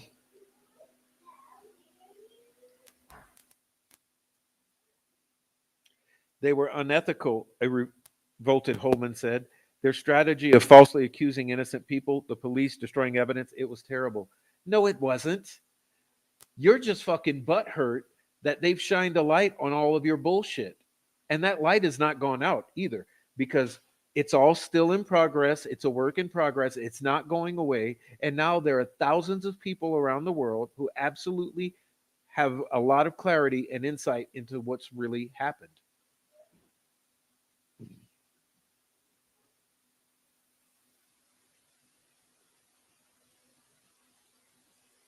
A constant rhetoric from the defense team of corruption and malice of investigators has frustrated Holeman, but none more so than that aimed at Steve Mullen. He's the most honest police officer I know. Oh, here we go again with the crazy Lauren talking points. So are you going to go on every podcast you go into or every interview? You're going to repeat these same points? That's now the media campaign is starting to become apparent. What's the strategy here? I've worked the road with him. For people to accuse him of intentionally destroying things and being part of corruption, we would not do anything to jeopardize our careers or our reputation. I doubt it, except delete 70 days of important shit, lose the marathon footage, possibly a couple fingerprints, fucking railroad Richard Allen. You turn the word muddy into the word bloody. You fucking turn a 1965 Comet into a whatever, 20 fucking whatever, 14 maybe, 15. Ford Focus. You do all kind of shit. Turn a tan into blue. You turn black into blue. I mean, dude, you turn short. You turn short and stocky into tall and muscular. All right, where was I? I'm a lot of things. Up that verbatim from Crazy Lawrence. I'm a lot of things, but I'm not corrupt, and I'm not a liar. It's appalling. I know these. If you knew these people, you would not even go down that rabbit. Well, no one believes a fucking thing you say. Sue me. I would say as soon as they started believing being involved from the first hearing, they go right down and talk to media and plant seeds of corruption, dishonesty, and it's a botched case. No, what he said was, it's time for you to start being real journalists. He's talking to bitches like this, Amy Graham McCarty. Okay, he's talking to people like Amy Graham McCarty. He's saying it's time for you to start being real journalists.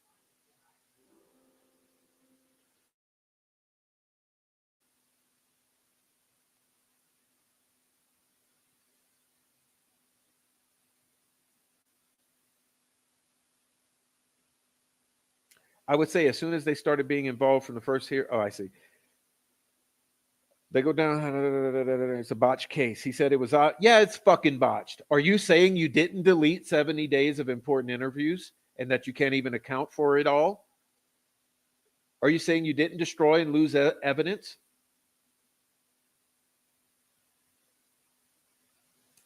It's obvious they were going to try this in the media. They had another unethical strategy. No, your strategy right now is unethical because you're trying to run around and do a whole media blitz. Okay, you're making the rounds on the podcast, and you're going to the Carroll County Comment, giving interviews. You're doing this whole campaign right now to clean up the mess.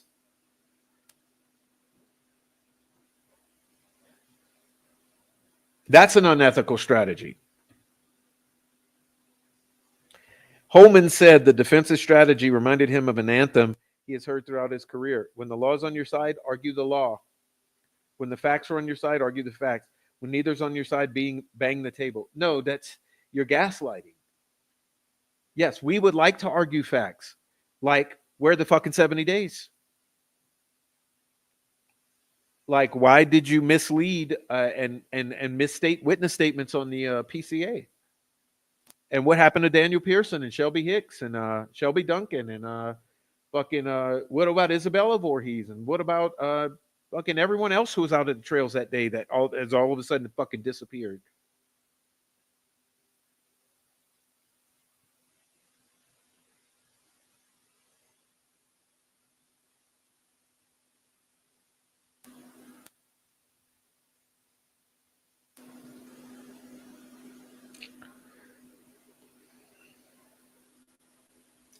They were trying to do that. I think they found a loophole and began filing all these motions, calling us liars, and it wasn't true.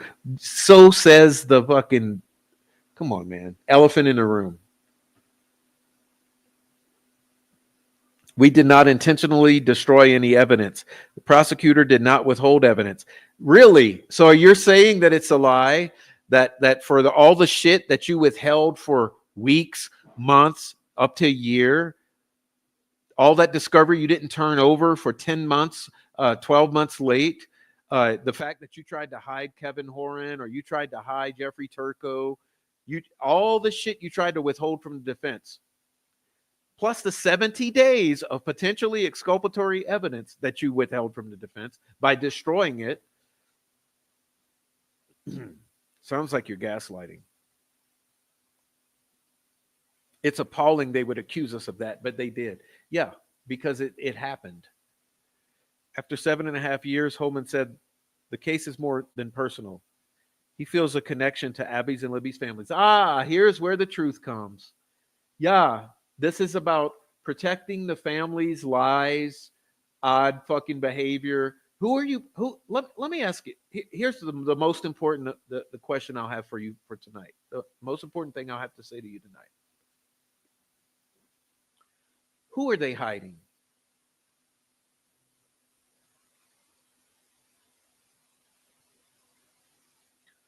Who are they trying to hide in Delphi?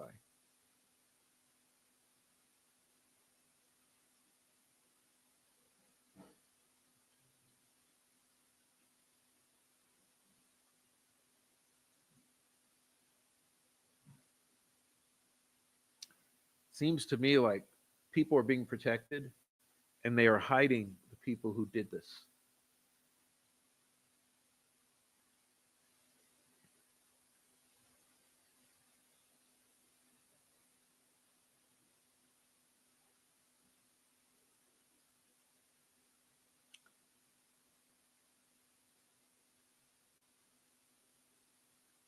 I think a lot about this.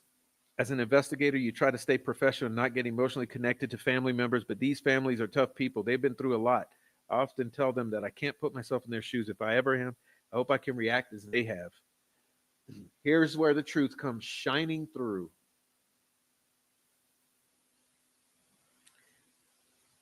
They have been accused falsely of being involved in the crimes. It's insane that people would even think that and put the family through that. There will be no closure in this case for families or the investigators, Holeman says. Oh, really? So are you saying that family members never are involved in the disappearances of their own family? Are you trying to say that family members never hurt other family members? Family members never cover for other family members?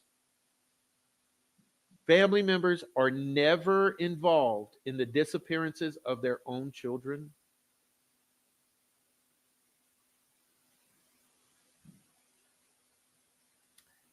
Seems like, if I remember correctly, it's a large percentage of the time, it's exactly the family members who are responsible or, at a minimum, have knowledge of what has happened to their children.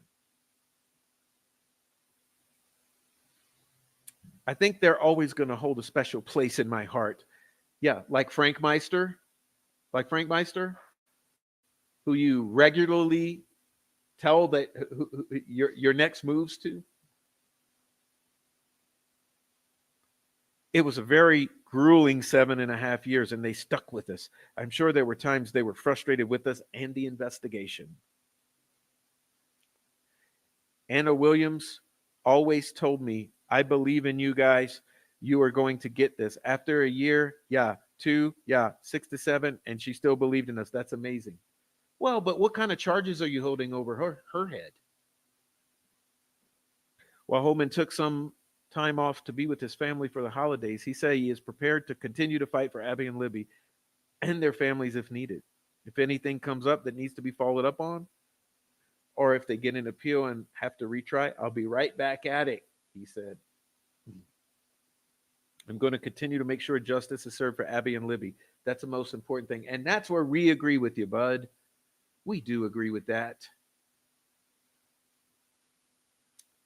When asked if he had any regrets about his work on the case, Holeman said, nope, no regrets whatsoever.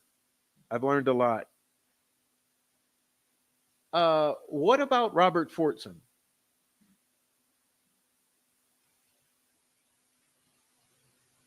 I'm a better person. I'm a better father, better husband, trooper. We did everything we could possibly do. Yeah, like covering up for whoever killed these girls. You've hidden them very well. Who are you protecting? You mean by deleting 70 days of important interviews that probably led directly to the killers? Yeah, I would agree with that. The destruction of evidence, yes. The contaminating or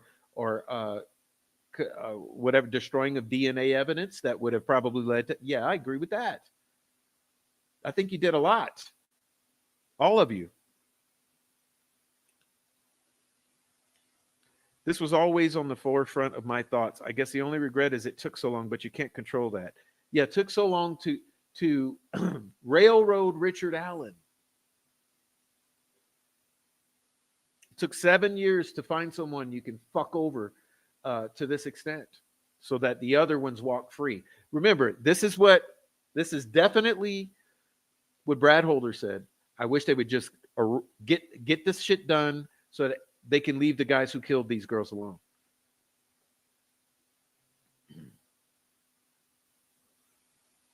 The only mistake that could have been detrimental to this case would have been giving up, and we were never going to give up on the bullshit. Yeah, I agree.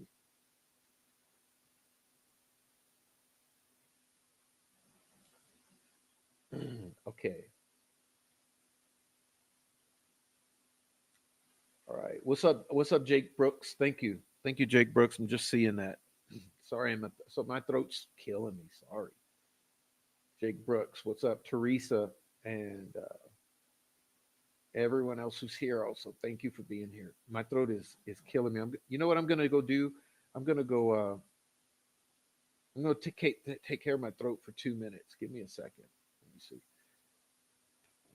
Let me catch up with the chat first.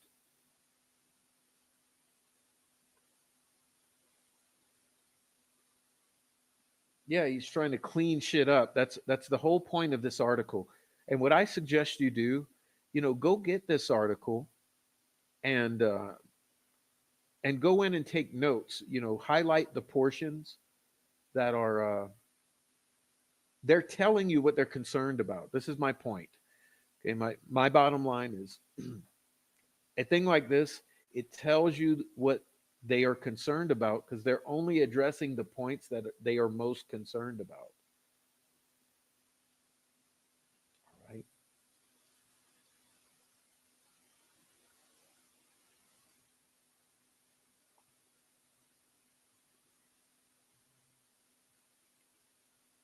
Okay.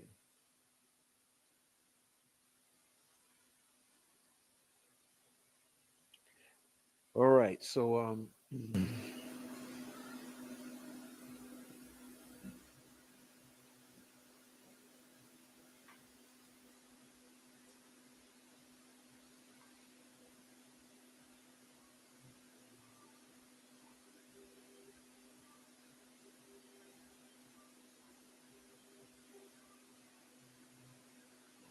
okay, so you guys give me a second. Like I said, I'm gonna go take care of my throat real quick.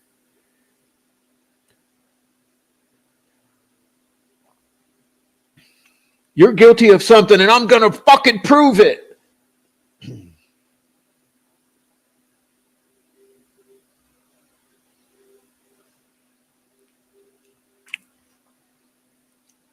Also, rest in peace to good old Greg Ferenczi.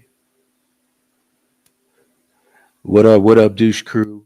What up, douche crew? Yeah, I'm just so fucking high, hitting these rips on this bong. I'm just so fucking high. What up, douche crew? Douche crew. Yeah, what up? We're gonna talk about the Memphis Three now because the troll farm is the whole troll farm's trying to grab hold of the Memphis Three and make them all guilty because obviously they're innocent. So troll farm always does the opposite of reality. So troll farm, what's up, douche crew? Douche crew. Memphis Three, guilty, guilty. Douche crew.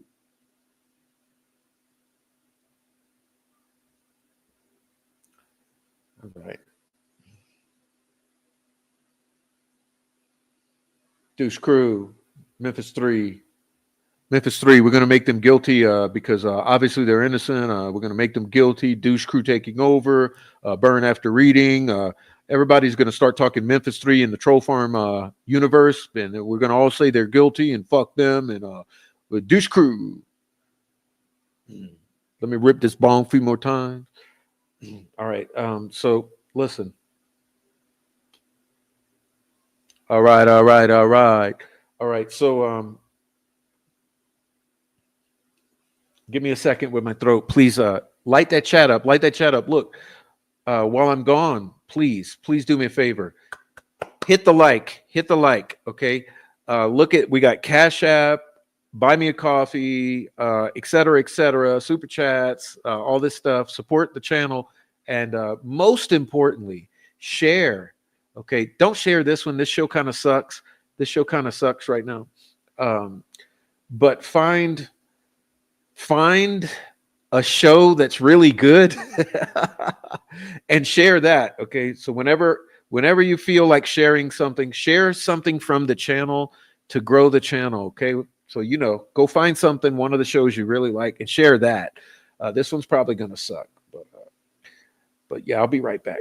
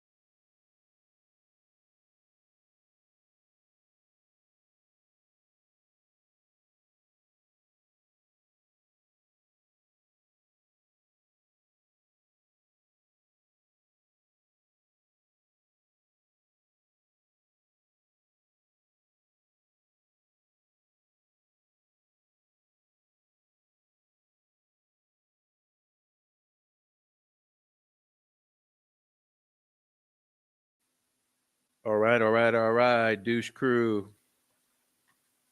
Yeah, I got me a little snack. I think I feel better. Um, we will continue because I got some more. Let me check this chat real quick.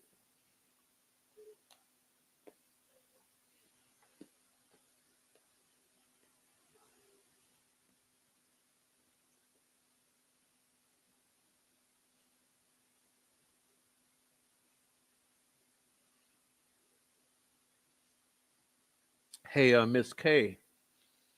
Miss K, send me an email. Please send me an email. And the answer is yes. Please send me an email.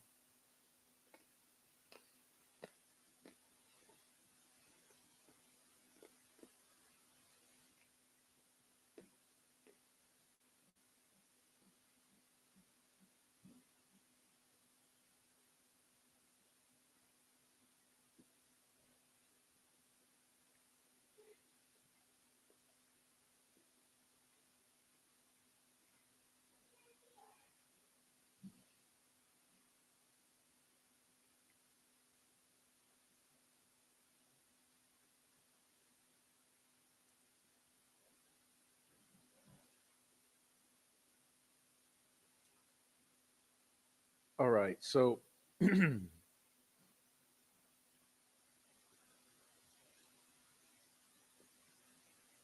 know what I'm going to do when I'm done with the show? It's going to for sure be some ginger and honey because I got both. I got ginger and honey. I should have made that on the break. I just read it though, Kayla. But that's what I'm going to do. It's going to be ginger and honey after the show. But no, so yeah. All right. Good job. Good job. Good job. Thank you all for being here. I wish my throat was in better shape, but it's been allergies around here. Um, but no, look. So keep in mind what we just read with Holeman. That was on the second. Now today's the third. Okay, today's the third. Well, wouldn't you know it? Wouldn't you know it? What happens today? This right here that we're about to read. Patience, Persistence, and Faith by Amy Graham McCarty. Oh, another one. She's serving up another platter of bullshit.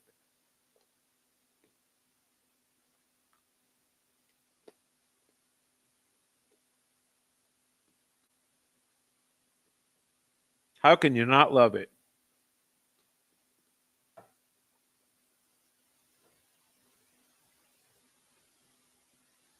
I'm telling you, they're pulling out all the stops. I bet you the next one will be Doug Carter, and then they'll have Nick McClellan. I mean, they're going to bring out the entire PR team and make the rounds. Okay. I mean, they're stopping at nothing to to gaslight. So on the second, yesterday, you had that one we just read, and then today she serves this up. Like, you got to be kidding me. Now we get to hear from Tobe Lesby. All right.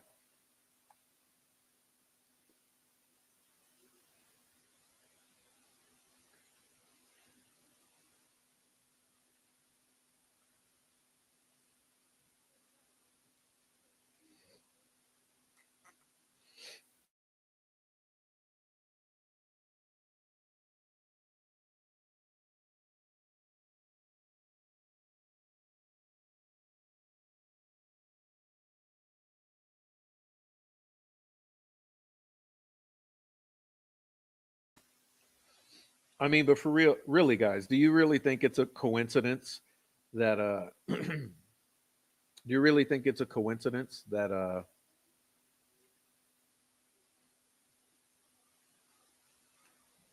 that Holman did his whole thing, and now we got Lesby. Dag Cara will be with Shrek and Fiona. That's my guess. Oh my. Can't make this shit up. Okay. The comet. The comet. No longer a rag worth reading. I tell you that much.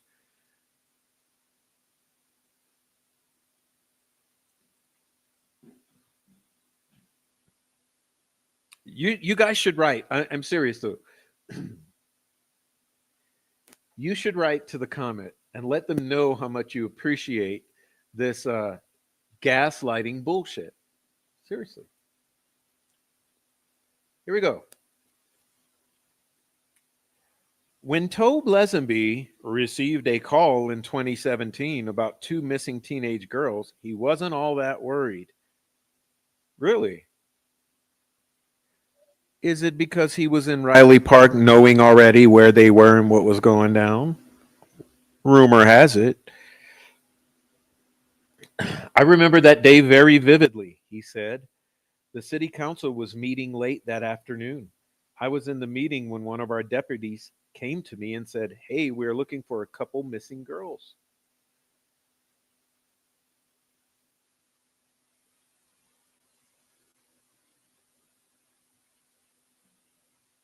Then Carroll County Sheriff said it was his experience that most missing kids make their way home.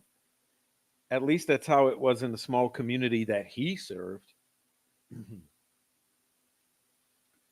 When the department received a call on the evening of February 13, 2017, that Abigail Williams and Liberty German had not shown up at the designated time to be picked up from the Monon High Bridge Trail by Libby's father, Derek German, police responded to that trail.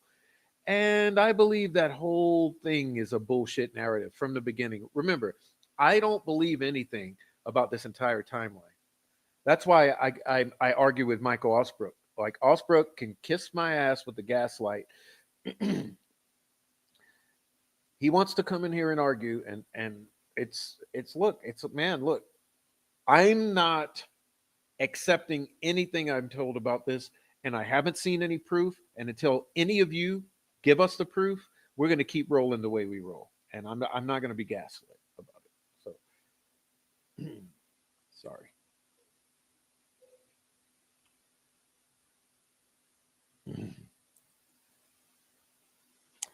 As the sheriff's department, we have always prided our efforts in finding missing seniors and children. Well, what about normal adults? Don't they matter? Don't normal adults matter? We have had a great success rate with that, except for all the murdered people in your county who are arsoned afterwards.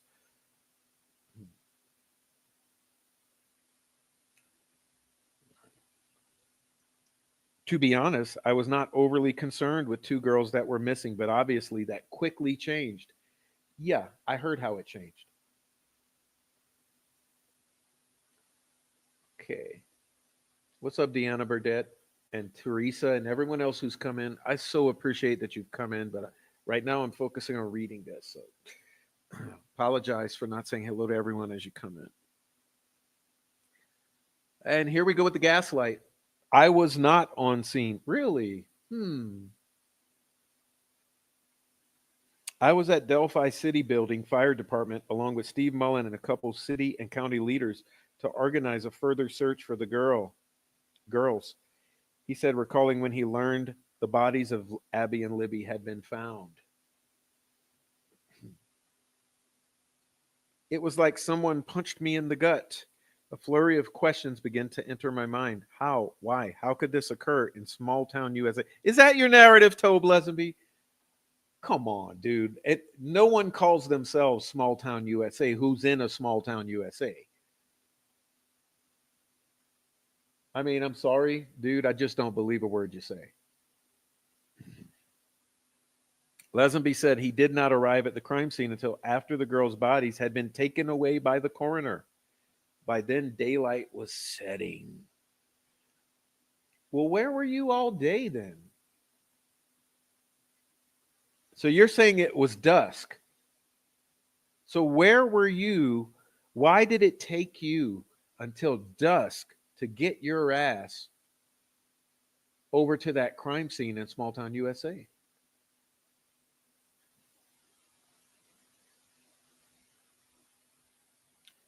Tony Liggett, who was a detective at the time, shared with me what he knew. I think Indiana State Police's crime scene investigators were still on scene collecting evidence, but leaving the sticks, oddly enough, that were covered in blood. Someone was pointing out various locations where Abby was found, where Libby was found, various things. So, in other words, you were walking around the crime scene as someone gave you the tour. For Lesby, a seasoned law officer, the location of the crime scene immediately shed light on the killer.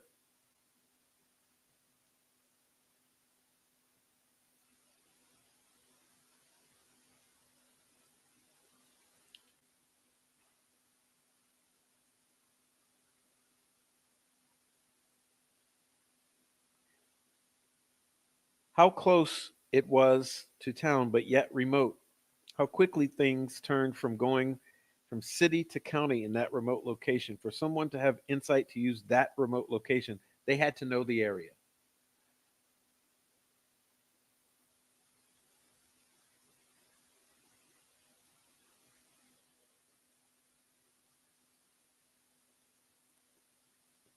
The history of homicides in Carroll County lends to those committed by relatives of victims. Hello? Anybody in the back? The history of homicides in Carroll County lends to those committed by relatives of victims. And most have happened in homes.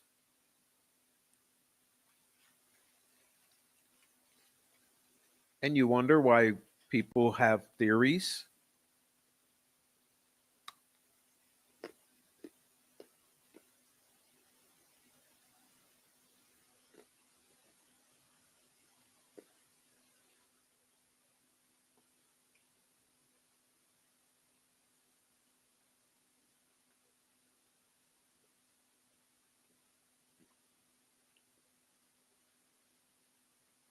Richard Temple killed his grandparents back in the 90s in Lockport, and Keith Buchanan killed his grandparents in Pittsburgh in the late 80s, early 90s.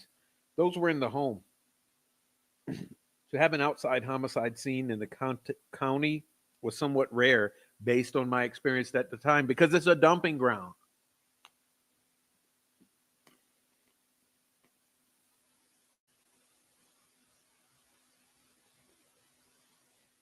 And here the so-called journalist tries to pull on your heartstrings.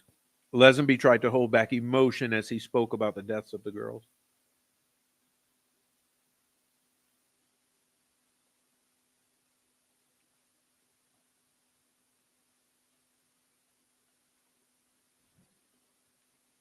It was very graphic and heinous, particularly for him to do what he did to Abby.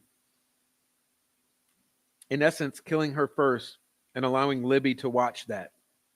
That's pure evil, he said. Based on what is known, Libby stayed with her friend. She could have run. I can't fathom the thoughts or emotions running through her mind at the time. Hold on. When have we ever heard that before?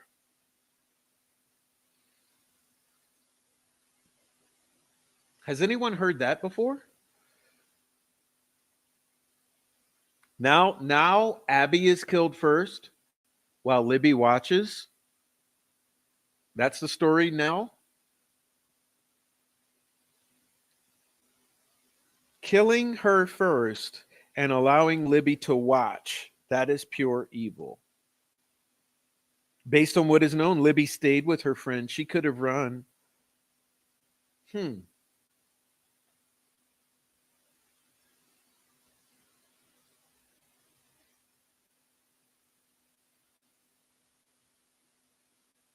Interesting.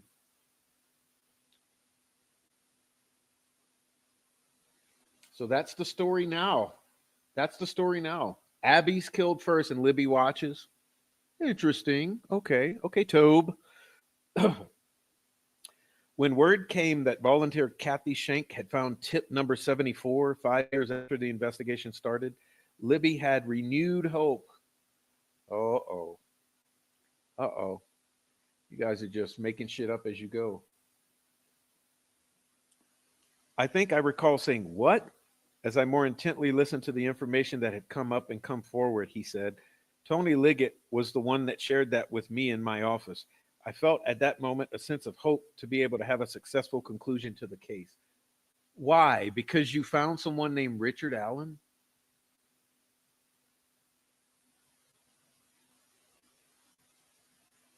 The tip number 74, a tip lead sheet marked as which Richard Allen Whiteman, was found by Schenk in the desk drawer in 2022. That tip was self-reported by Richard Allen in February 2017, stating he had been on the Monon High Bridge, and here's where the gaslight is, because they say between 1:30 and 3:30 p.m. That's what they say. Where's the proof? Feds, you getting this? Wearing clothes similar to Bridge Guy. Yes, that did not have any of the girl's blood or DNA or hair or anything at all, not even Richard's blood on it.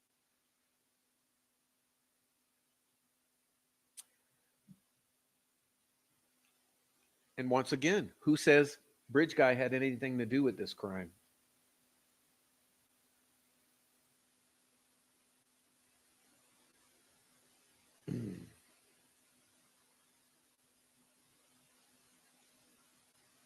Schenk recognized Whiteman as a street in Delphi. She then read the file. It said Richard Allen, who lives on Whiteman Drive. Schenk took the tip to investigators. Oh, the Schenk. She shanked him.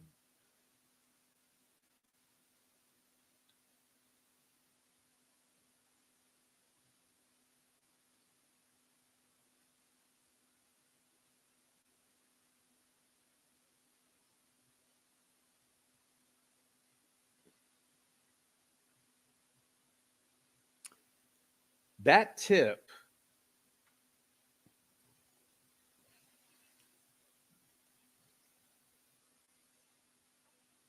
would lead police to investigate Allen.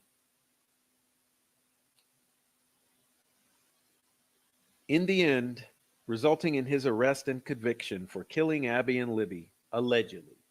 Uh, who was Schenk to question a clear tip? I know. She claims it's because she didn't know a Rick Whiteman. So if she didn't know, then why were they suspicious? Yeah. The whole look, Schenk is a purebred Freemason. You get that? Have I? Do I need to make it any clearer?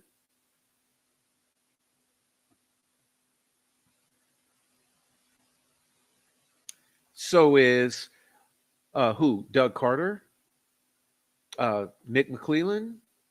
You want to venture to say probably Liggett, Mike Patty. I wonder who else. Brad Holder, Logan Holder. I wonder who else.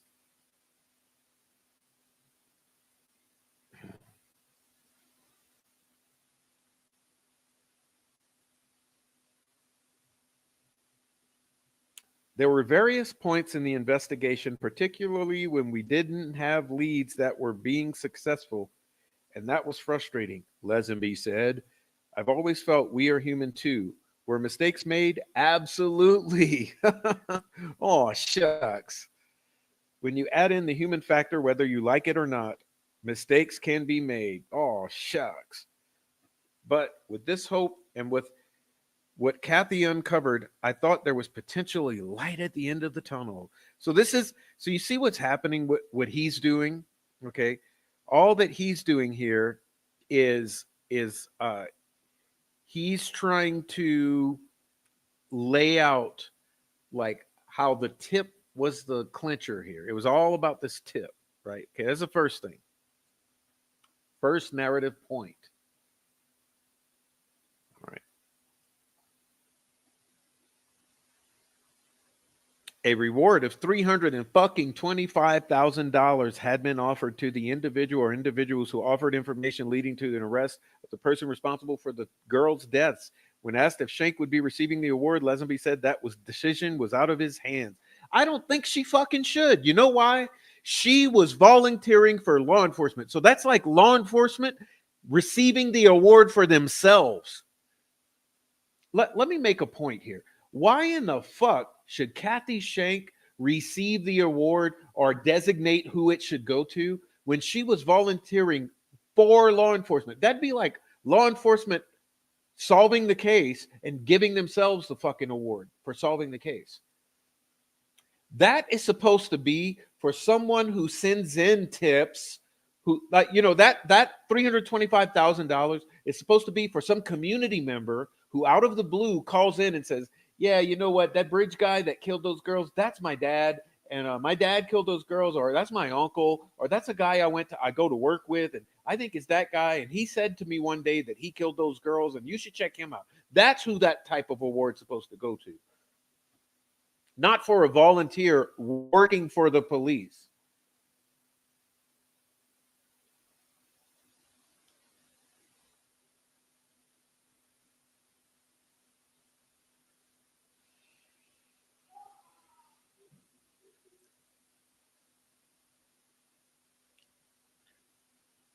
There has been discussion of that, but there's a committee through ISP Allowance that is Alliance that is handling that. That committee better fucking pull their head out of their asses.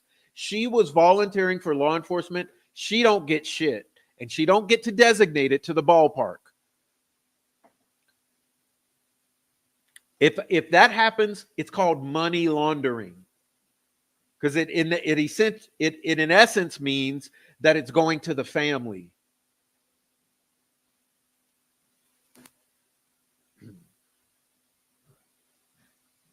Allen's arrest.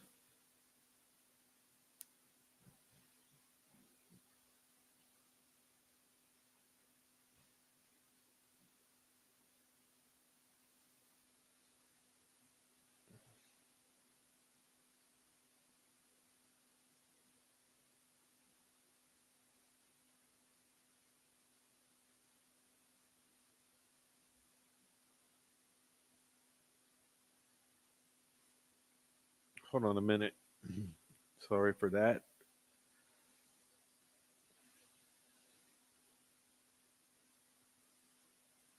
Come on.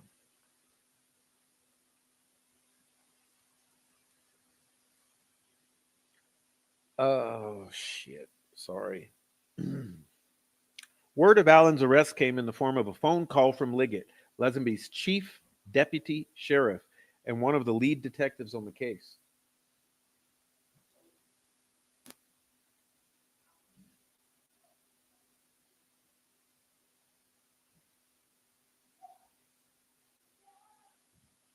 It was actually the day of Allen's arrest. He said of when he learned the news, Tony called me. At that time, I was at my father's funeral, and Tony called me shortly after the service was over and said, "We've got somebody in jail."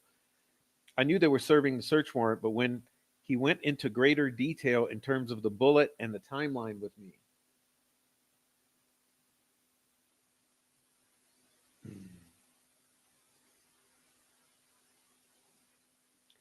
I thought, this is fantastic. This is great. After all these years, my honest human feeling was, boy, I sure hope he's the guy.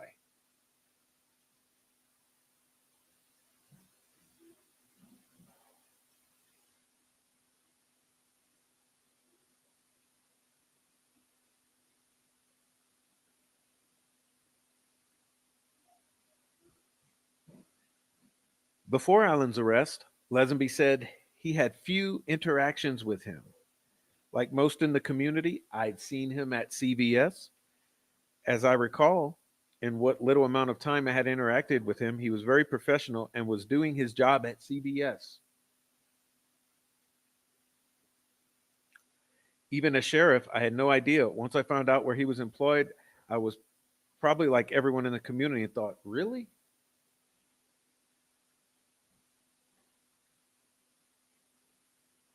Echoing ISP Superintendent Doug Carter's remarks from a news conference that the killer was likely hiding in plain sight, Lesenby said, given what we know about the crime scene, he agreed.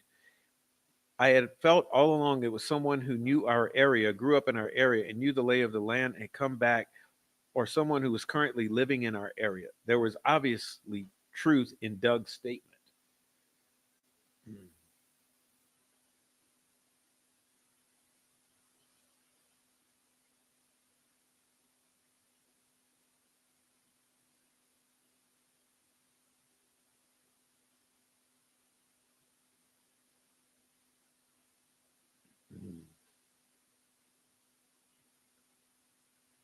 All right.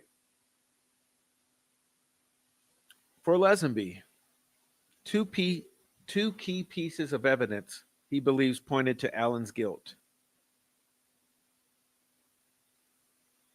The bullet in the van, he said. I wholeheartedly agree with Nick McClelland's statement that Libby herself deserves a huge amount of credit. Without her cell phone, we wouldn't even have an image to work with. Libby is just amazing what the young girl put together. Once again, fantasizing.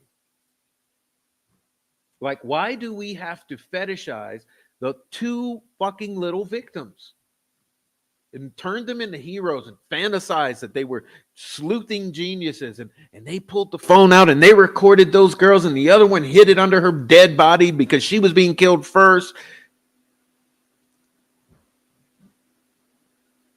It's bullshit. The video Libby recorded, we don't even know if Bridge Guy has anything at all to do with this murder or if it's even a guy. It could be Bridge female. Who says that it's a Bridge male? It's someone in the very far distance that's barely even captured by chance that you don't know has anything to do with the murders.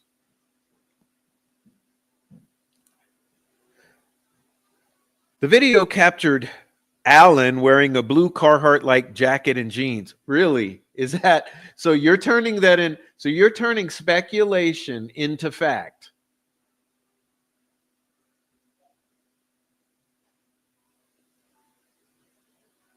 Wow, wow, wow. You're turning pure speculation that Bridge guy in that image is Allen, and you're turning it into fact. Some fucking journalist you are. Well, let me go back to that. Let me go back to that.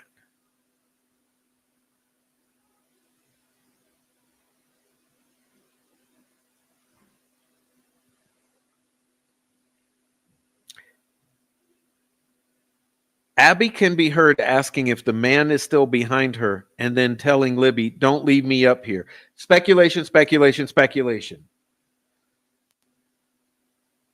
You guys are really trying to paint these words into people's and this whole situation in people's minds before the actual evidence gets out and people actually see it. Okay, because then they're going to make up in their own minds what was actually said.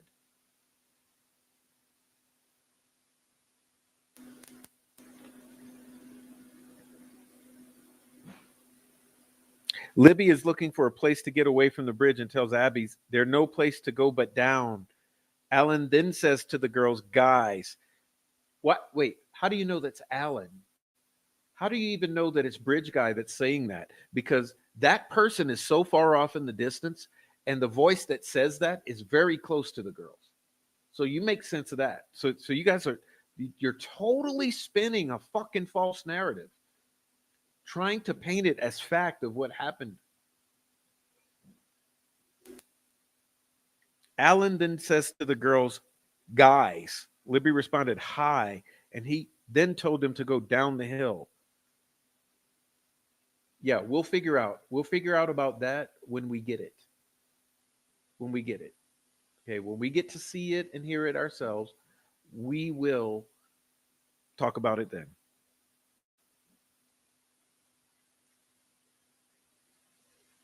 It's just indescribable, he said. I just can't imagine the thoughts and emotions running through their minds during that time. For Libby to stay with her friend throughout, that speak volumes. The closeness they shared, even to the end. Well, they weren't that fucking close. We've talked to locals. Okay, they weren't that fucking close. They were friends. And why the need to make Libby such a hero here?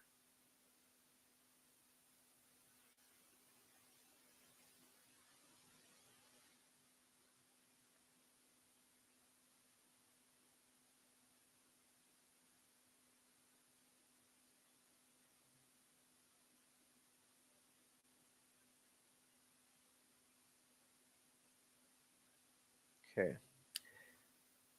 Allen was sentenced to 130 years.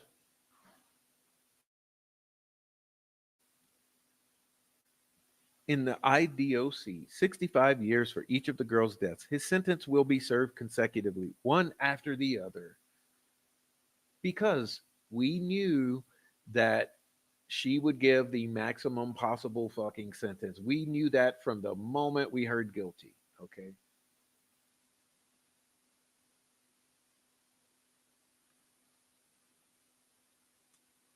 Uh,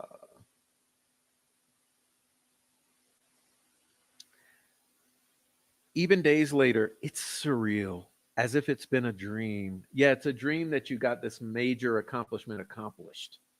It is. It is. I am thankful for the reality that has evolved for Abby, Libby, and the families in the community. The community, he said, spent the early months and years following the murders living in fear and anger. Oh, they still fucking mad. Because I talked to a lot of locals. They not happy about this shit. Let see, that's another misconception they're trying to put across. The community is not happy about this. Okay, they're trying to portray to you that the community is elated and relieved. No, they know that those killers are still walking around. They know that there's been lies told. They know that Allen's been railroaded. They're not very happy about this, and they know it's probably going to be overturned on appeal. They're not happy about it.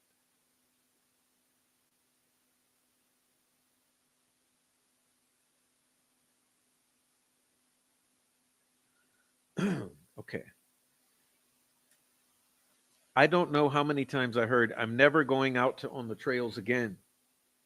That was unfortunate, he said. There's been a lot of development out there. Yes, let's talk about the millions of dollars these murders have pulled into your community, and that trail system has pulled into your community. Millions, millions and millions and millions.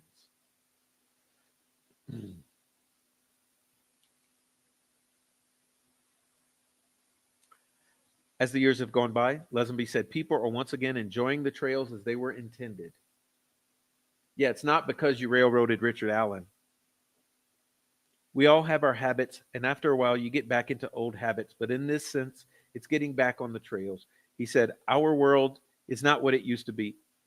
It's always good to be guarded, vigilant, and stand strong against the faces of evil without putting yourself in danger. Today, missing person calls hit differently. Yeah, that's why every time I go out this fucking house, I'm strapped as fucking Rambo. All right?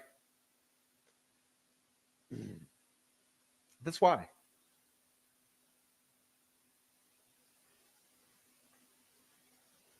Be vigilant, ladies and gentlemen.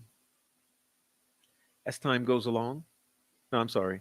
When a missing person calls come in, when missing person calls come in, I'm always a little more attentive. My attention is on, let's make sure we find them. He said, it hits a little different now than when those calls come in, especially kids.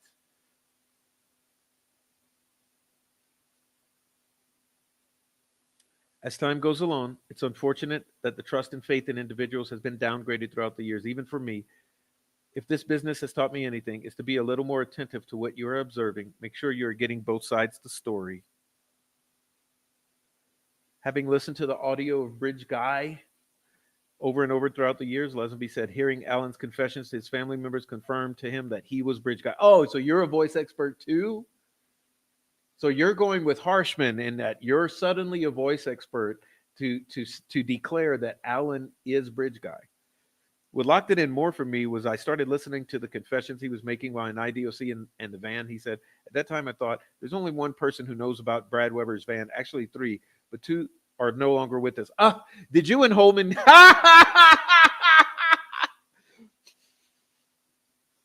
Him and Holeman got together.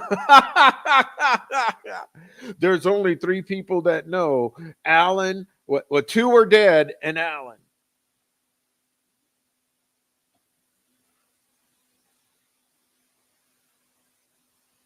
I can't believe that. Like that's something they came up with. There's only two. There's only three that know, but two are no longer with us.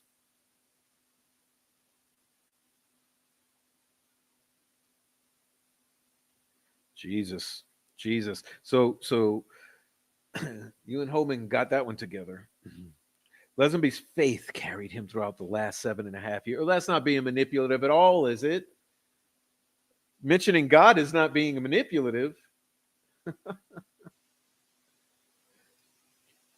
Two things as it relates to going back to my own personal faith.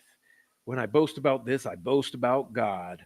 I remember in one of the news conferences, I said I believed in a God of justice and righteousness.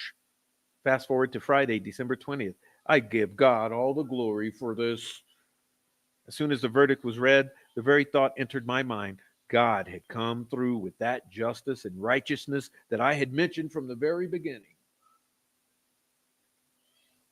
As for Allen, who claims he found God on March in March of 2023 while housed in fucking Westville, and who carried a Bible into court with him each day of the trial, Lesenby said only God can judge his heart and actions. Well, you're right about that, sir.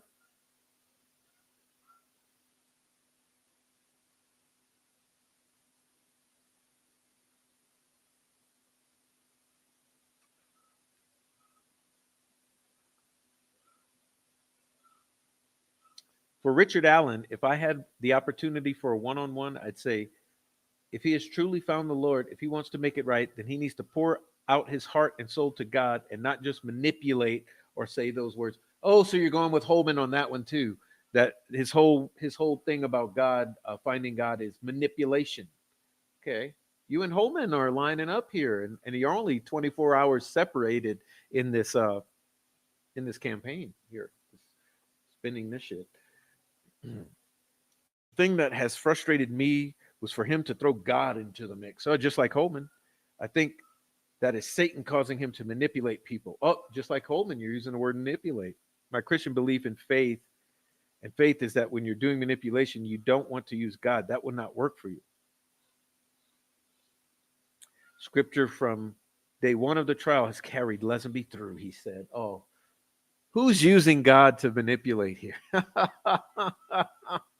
You can't make this shit. I mean, you got to give it to them. They're sapping it up here.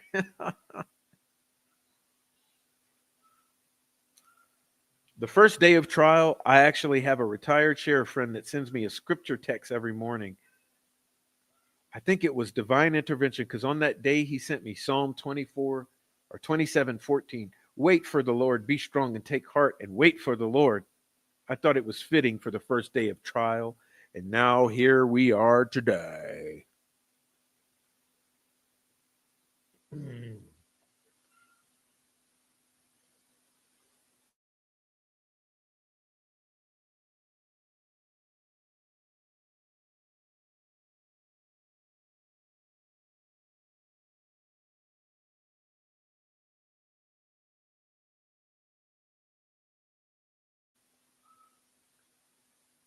And that, ladies and gentlemen, is about the best I have for you today.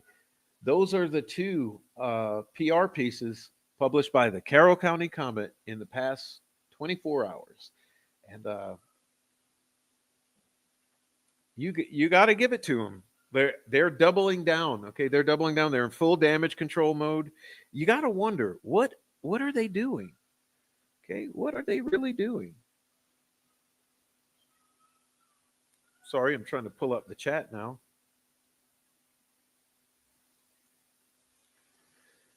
Okay, here we go.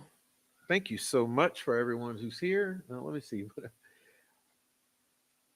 I just appreciate the hell out of you guys, and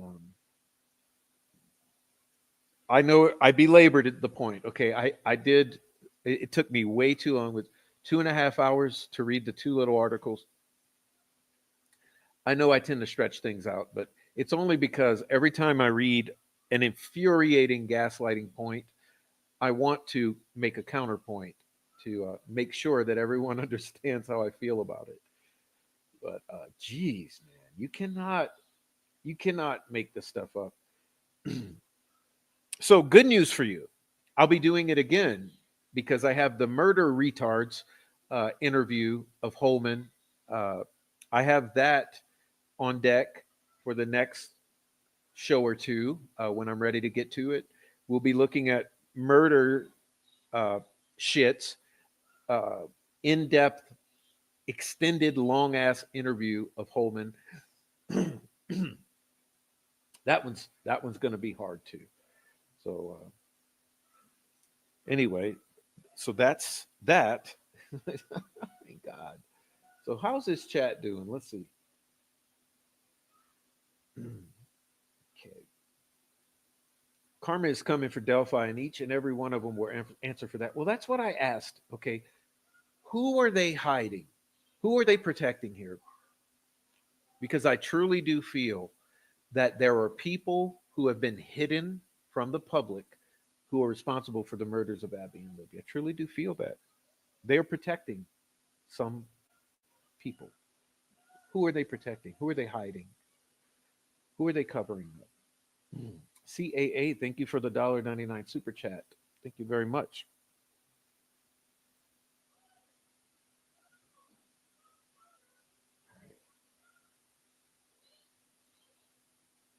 Holman and Liggett have the same talking bullet points that they brought to the interview. Oh man. But you got to wonder, okay, so they did the horrendous press conference with Doug Carter that people just blasted him out of the universe. And now we have Holman and Lesenby starting to make the rounds, and it's like I said, when is Doug Carter? Where's Joe Lewis? I need to call Joe and say, Joe, we gotta talk about Carter.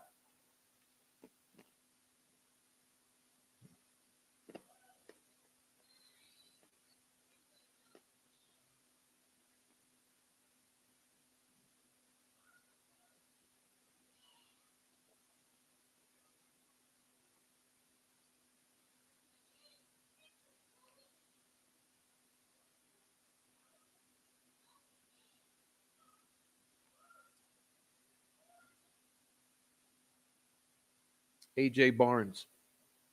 Hey, Prof, this is the son of true justice. I hate to be the one to do this. He unfortunately passed away around 8:30 in the morning on New Year's Day. Well, I'm very sorry to hear that.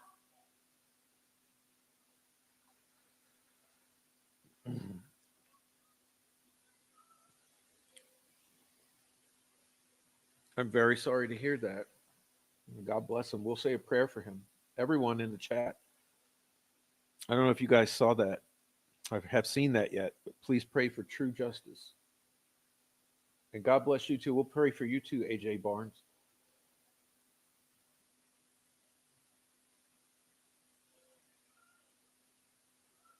I'm sorry to hear that.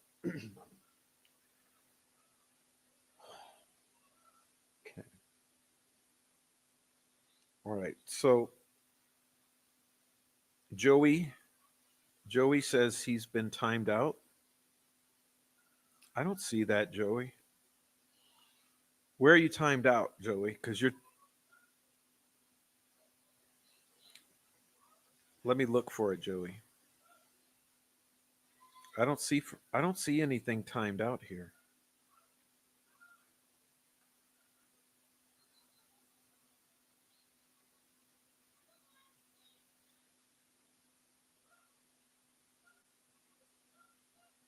Are you timed out on the other channel, maybe? Where are you timed out? Because I see you, so you can't be timed out. Okay. I appreciate you, Laura. Thank you for being here, Laura. Yeah, we are sorry.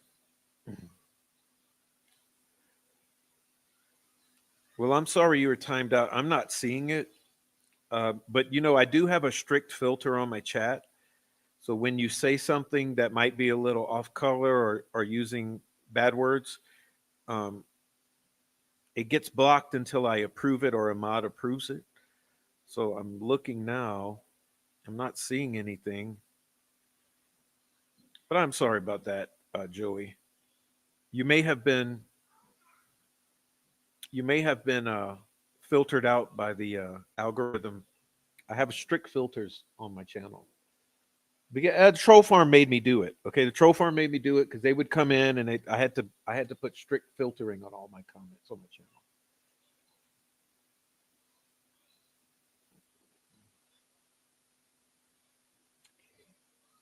Hey, Mary Martin. Yeah, it's a great Friday. We're going into Saturday soon. I think for Aaron Town and some others, it may already be Saturday. Okay. Okay, let me see what else we got in here.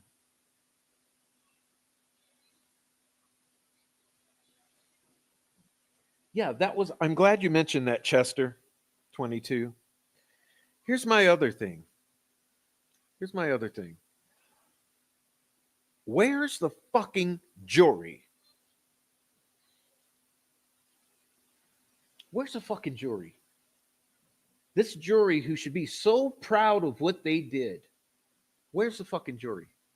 Not one of them, right? Not one of those jurors have come and stepped forward. Where's the jury?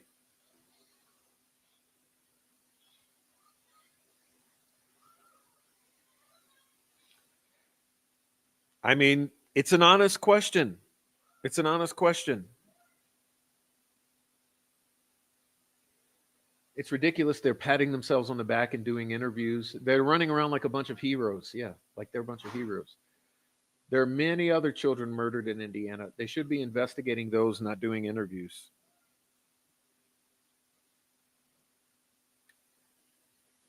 It's a great chat, Prof, between everyone. Has been one of the best to everyone. Thank you very much, Faith. Faith Ross says, I appreciate you, Prof. Chat. Can't read anymore. Appreciate you, Prof. Your chats are always interesting and fun. Thank you. Well, thank you, Faith. Faith, you should come to the big channel. You should come to the main channel. That's the chats are even more interesting. You're on the you're on the small channel, Faith. So come on into the big channel. I don't know if one of the mods would like to go to the small channel and link to the big channel, and then go to the big channel and link to the small channel. And I'll tell everyone subscribe to both channels. So everyone out there, please subscribe to both channels, the big channel, the small channel. On the big channel, the chats are more fun. So, like you all to know that, okay? You're on the main channel, CAA. But Faith and Don't Dox Me and Joey and Laura, they're all on the small channel. Okay. Shelly, what's up, Shelly? AJ Barnes, I'm so sorry for the loss of your dad. I just looked him up and he seemed like a really good man.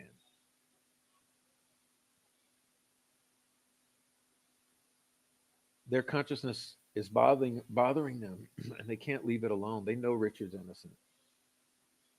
Well, I don't know he's innocent, but I also know he hasn't been proven guilty to me. Like that's the thing I continuously say. I'm not going to sit here and say Richard Allen is innocent because I don't know. But here's what I do know. He has not been proven to be guilty or involved. And that's what kills me. It's like this. I'm not screaming he's innocent here. I'm not screaming he's guilty. I'm saying he has not been proven whatsoever to be involved, and he has not proven to be guilty. I should say it the other way. He's not proven to be guilty, and he's not even proven to be involved at all or even connected. Like I said, wasn't that interesting that now they're admitting or basically declaring that the girls were going there to meet Anthony Shots? Okay, that's what they're laying out now. Holeman just laid that out yesterday. They're going there to meet Anthony Shots. But Rich is not connected to Anthony Shots. So you're saying that two pedophiles simultaneously intersected with these girls, Anthony Shots, and then suddenly Richard Allen? Come on. That's that's I don't really. I mean, there coincidences happen, but not like this. Not like this. So this ain't a coincidence that happened. So there's no way. That's what I'm saying. Richard Allen's not proven to be involved. Definitely not proven to kill them. Not proven to even have knowledge of any of these people. I don't know, man. It's difficult. All right.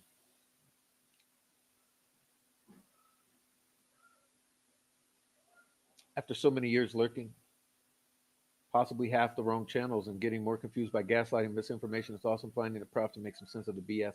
Thank you. But me too. Before I came on YouTube, I was like everyone else. I would surf the Delphi channels, and I mean, would you have to choose from Troll Farm or Troll Farm? You know, you had Douche Crew, Frank Shyster, uh,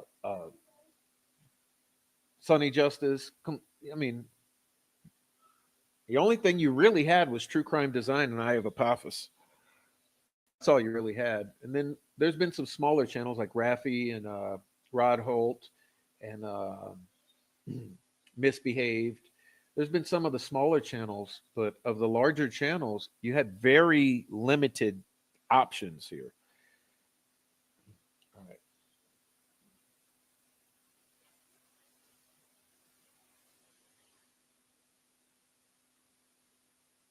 All right.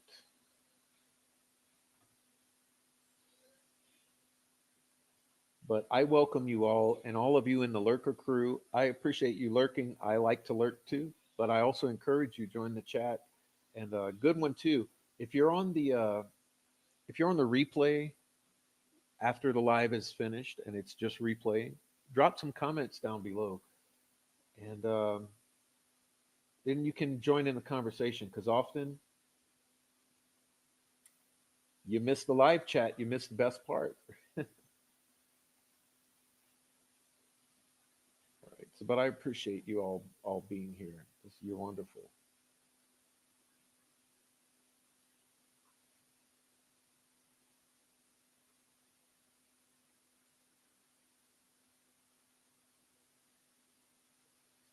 Okay.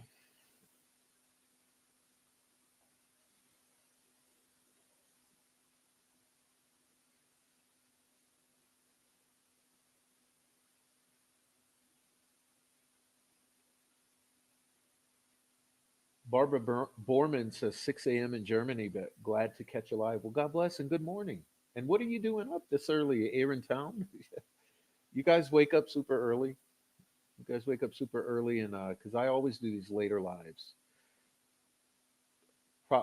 Sorry for that. I wish it was possible to do earlier, but I always get tied up in the days. I have lots of things to do. I get super tied up, and I don't do as many. I would love to do mostly earlier shows, to be honest with you, to catch you guys in the evenings and my people over here in the daytime. But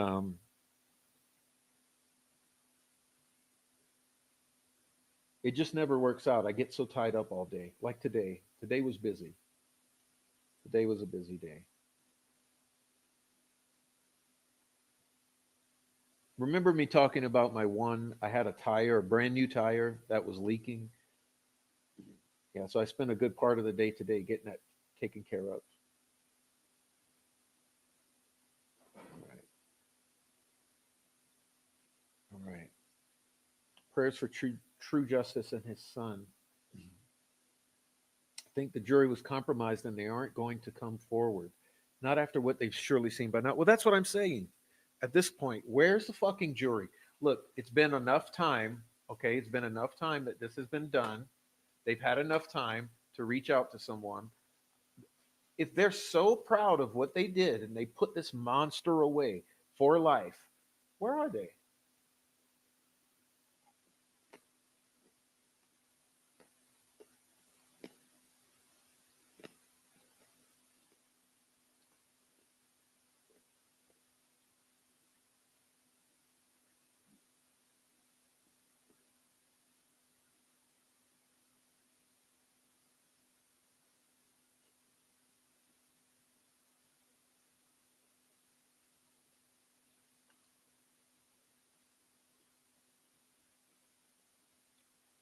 I've been waiting for a jury member to come forward.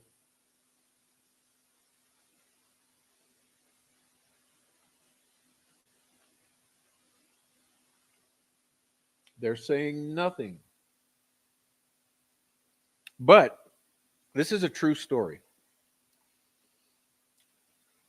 Tell me this. Why did you have people following the jury around? And this is factual, it really happened. Okay, you had people stalking the jury, and you had people stalking the defense team and the defense investigators. The defense contingent was being stalked. Okay, I know that firsthand.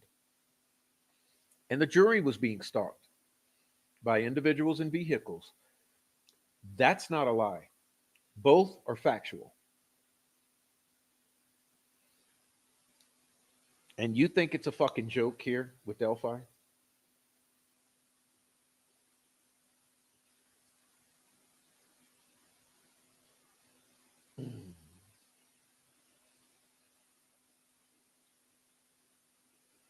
right.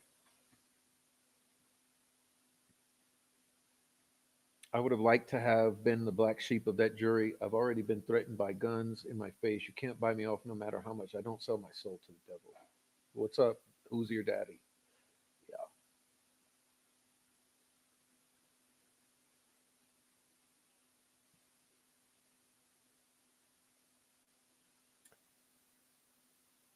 Don't forget to hit the like. Please hit the like. Please hit the like. If there was actual transparency, then maybe we could have an informed opinion. Yeah, transparency matters, remember? Transparency matters. But we get zero transparency. Where are the evidence exhibits? You remember all of these exhibits that were admitted into evidence? The public has a right to view those. Where is it all now? Why have we not seen one? Listen, we haven't seen one piece of it. You realize that, right? We have not seen one admitted exhibit in this trial. We also have not seen one transcript from one day or one witness. See, this whole thing has been conducted in secrecy. The trial was conducted in secrecy. The sentencing was conducted in secrecy. It's still being maintained in secrecy. And you wonder why people have questions.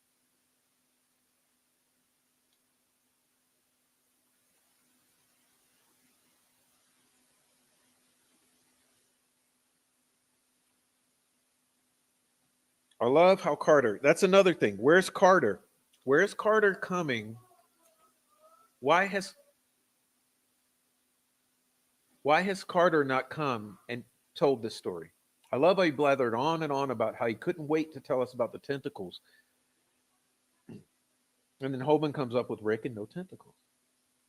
Carter retires.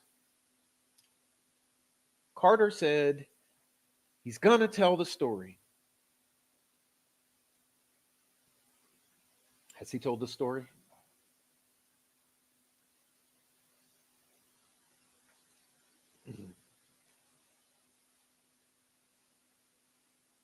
Yeah, the girls all of a sudden canceled on the Anthony shots.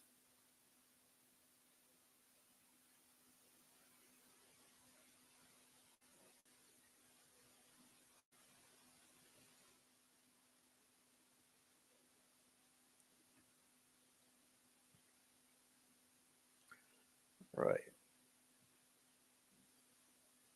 Three of the killers are in prison. Ashley Garth, Garrett Kurtz, and Keegan Klein. Now we just need to get the Paladinos. I'm pretty good with that, Joey. I mean, you know, I'm a conspiracy theorist. I kind of feel along these lines that you're saying. Pretty much, I think you had 7 to 14 individuals. I think you had a big old group. I think these are the main ones. Mm.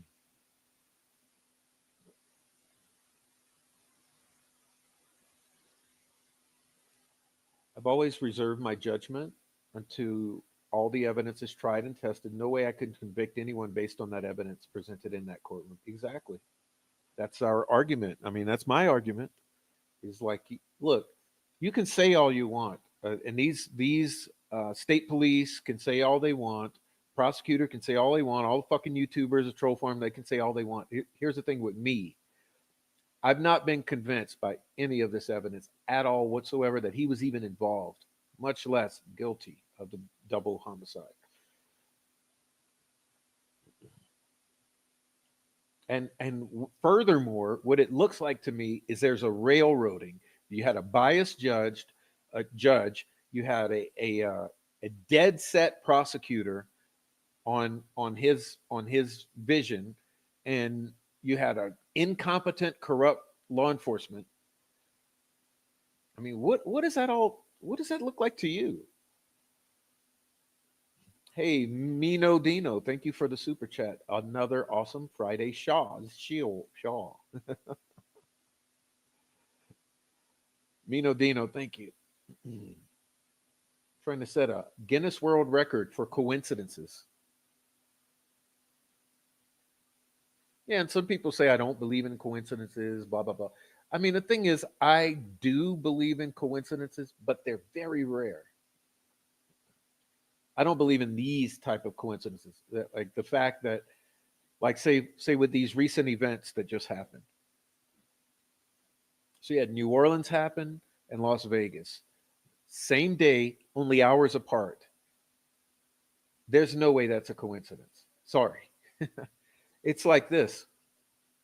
It's like yeah. If he was truly guilty, they wouldn't have to go to these lengths to make him look this guilty. There would be actual evidence that he did it. They wouldn't have to do this. Yeah, they wouldn't have to railroad him if he was actually guilty and they had evidence of it. The fact that there are this many people out here questioning what's really went on with this case and how many channels are covering this really says something. Good, good. Yeah, and I've constantly said, remember, when Andrea Burkhardt was doing her shows every day after court, and she had 10,000 live viewers. Dude, you got to think how hard that is to do. To have 10,000 people in a live setting is is extraordinary. Like, it hardly never happens. That means the whole world is basically watching what's going on. You realize that, right? That, like, if you're watching YouTube, go and see how, when people do live streams, go see the number of viewers on every live stream.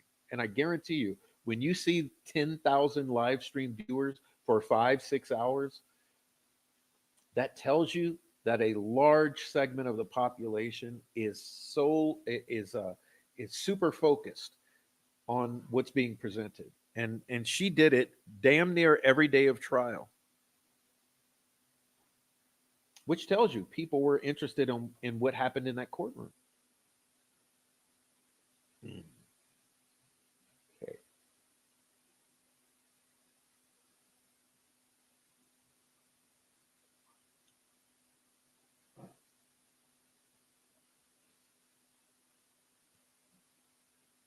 Elvis Fields admitted that it was him, Westfall, and Holden.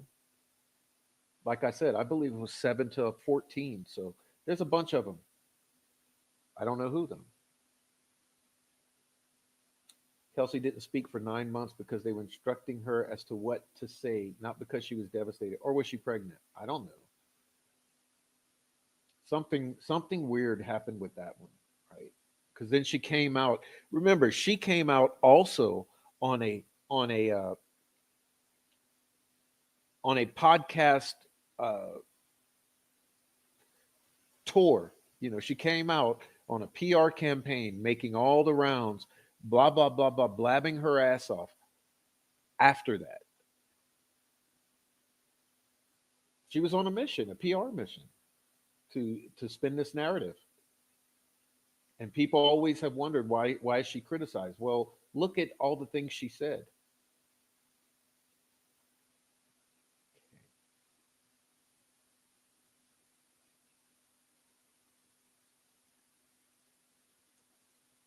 Yeah, but you're not getting it. 26 dead zombies. You're not getting what Iva Apophis showed. The point wasn't about the victims. Okay, let me clearly explain that because I see a lot of people don't understand what Iva Apophis presented. What Iva Apophis presented was this: that someone other than the two girls, so someone like one of the family members or relatives or friends or one of the people out there, like Bree or Kelsey or Cheyenne, or one of the individuals out there, had the victim's phone, walked to that beginning of the high bridge, delayed a minute, all right, took a picture of the empty bridge, then went back down that trail that goes to Ron Logan's, down into the ravine, rendezvoused possibly with some people down there, and then went up to the crime scene out of that ravine and dropped the phone. None of that involved the two girls being that phone, that those steps that were traced. So I just want to be very clear about what Iva Apophis was presenting there.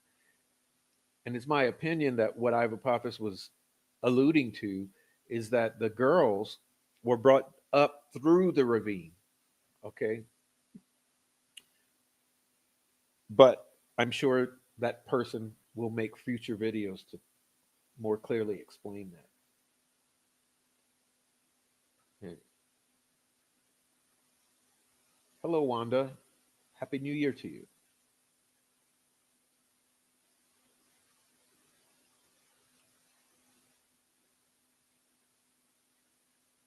Okay, awesome. Awesome. Thank you. Mm.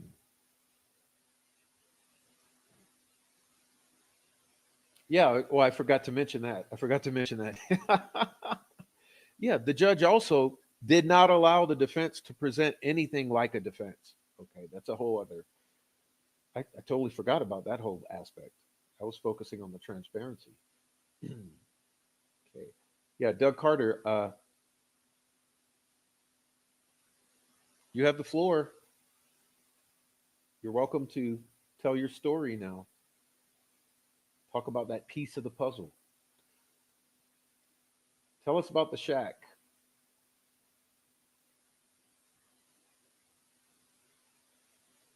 True Justice now knows the whole truth about the case.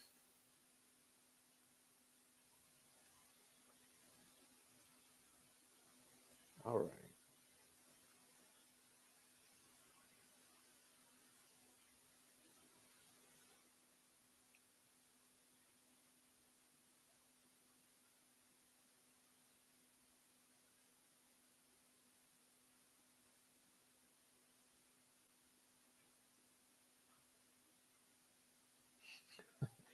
Carter has retired.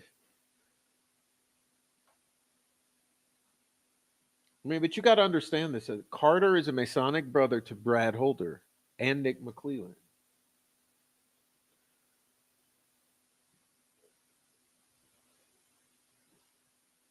Doug Carter spending time with his wife Aspen. The leaker, Aspen, the leaker of the what the jury was asking to review, revealed at the Troll Farm dinner hosted by Becky Patty. Okay.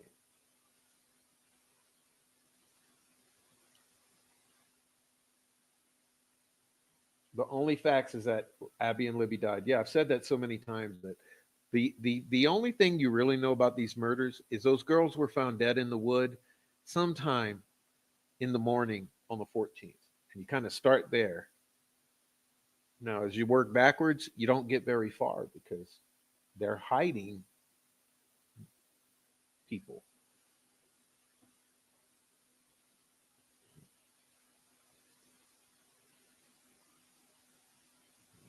Oh.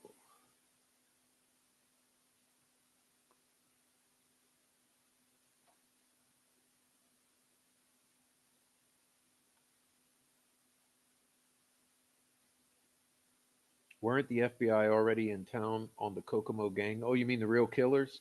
Uh, there were newspaper articles about the gang sending people to the area to kill people. Wasn't that just before this murder? Well, my theory, which is that the Kokomo crew killed these girls, and that would mean Christy Lynn Martin, uh, Megan Allen, Blake Hicks, uh, all those people, Gabe Ellis, and it's my opinion that that Kokomo crew was the group that was having the quote unquote pig roast, hog roast, and that somehow possibly these Vinlanders connected with them over at that event, and then the girls end up dead. That's my theory of the crime in a nutshell.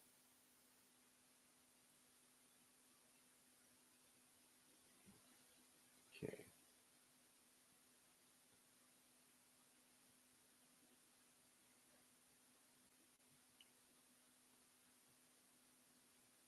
All right. Jurors are hiding. They know they fucked up. Allegedly. Or they got paid or threatened. I mean, who doesn't believe the jury was compromised in some way? Look, I'll put it this way. Let's take a poll.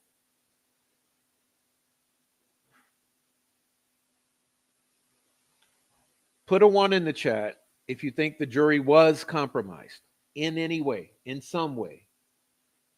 Put a two in the chat if you think absolutely not, the jury was perfect, not compromised at all, everything's on the up and up. Okay. One in the chat if the jury's compromised in any way whatsoever, some way. Two in the chat if absolutely not, no compromise whatsoever, jury's perfect.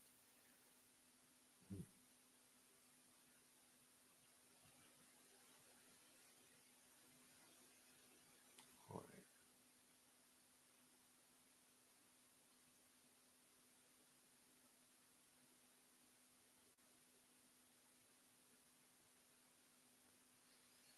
Woo. That's a lot of ones. I mean, I'm not telling you what to say. Like I'm saying, it appears. I mean, I can just tell from all these ones rolling in. It appears that people have this gut instinct that the jury was somewhat compromised in some way. We don't know how. No one's saying how. We don't have proof of how. It's just the gut feeling is there's some way this jury was compromised. Something was accomplished. How do you reach a unanimous verdict? I guess is the question.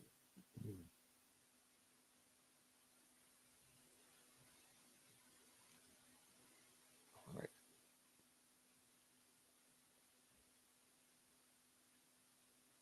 That's another thing I wanted to say that, and this is very clear. Okay, I want to say this. Maybe I can. Hmm, can I show it? No, it's too much trouble to show. This so you know how this 213 has been a significant number throughout this when we're looking at the meta level um, or all the metaphors in the case. 213 becomes a thing. 213 in the numerology. 213. Like it's no joke. I truly do believe that this judge intended to read the verdict at 213. I truly do believe that. There's in the deepest gut, my deepest gut feeling is that is she was a trying because if you read okay, if you read this order, let me show it to you. I'll just show it to you. It's this one here. I posted it on my community page. So you can go see this. Okay, see? Oh, come on. Why is that showing that? This order here. Okay, you can see here. It says 210. 210. Right there. 210. So what happened is she had ordered um, counsel to return to the courtroom at 210. Okay, she had ordered them at 2:10 to return to the courtroom, and it truly is my feeling, and I'm not just making this up to seem like mysterious or mystify the case. She had ordered them to return, the counsel, that means the lawyers, to return to the court exactly at 2:10 p.m. for the verdict. It's my belief that her intention was to read it at 2:13 p.m. to announce the verdicts at 2:13 p.m. That would give her 3 minutes to get the preliminary wording out, and boom. But oddly enough, there was some glitch, and what it says here, it says that 2:15. Okay, so what so what ended up happening is things got thrown off. Okay, things got thrown off. The schedule got thrown off by a few minutes. So it's just it was odd.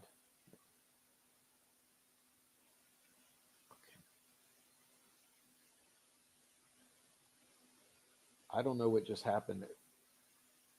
Looks like I skipped some chats, but I'm sorry if I skipped you. Okay. And I've got to say this. I see someone sweet and salty is mentioning Idaho. I got to say this. I don't have many conspiracy theories on Idaho, but I have one huge question, and this will end soon. Okay, this is this is just for shits and giggles or kicks. The thing that bothers me with Idaho is the amount of time that it took them to call 911. Because you can look at Idaho and you can say, well, there's not really any problems. Well, there's one major problem that is makes zero sense. And it's the amount of time, how many hours they waited to call the 911. Something's not smelling right on that. See something happened there and the truth hasn't been told.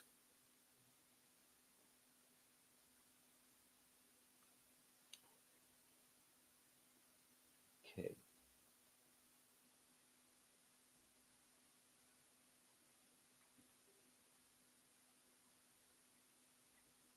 Something happened with the fucking delay of calling the popos. You got all those dead bodies laying around. Come on, man.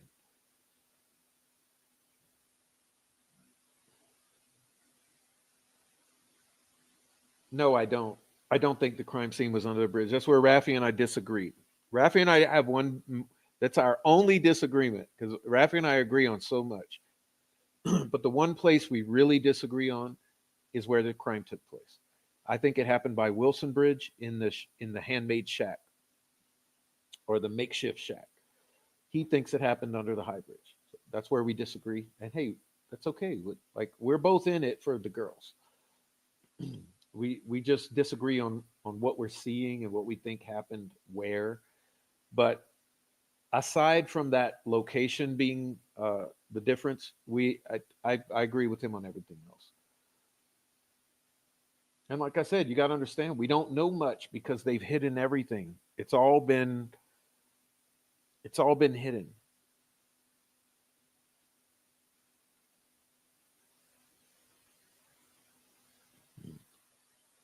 All right.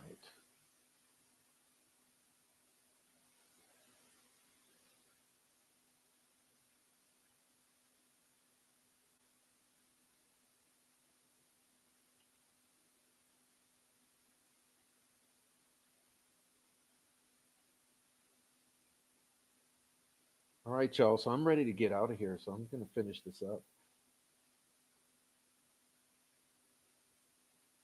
It would be nice to hear from people close to the girls who were not family. I wonder who actually saw them last and went, well, that's what you don't know, Leanne. That I've spoken to many.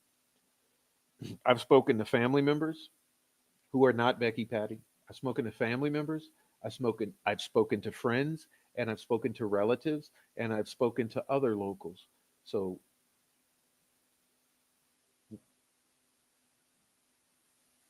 That's how we know some things about what was taking place in the lives of these girls. Because look, I'd never lie to you. We know, I know a lot of the things that were in taking place in the lives of these girls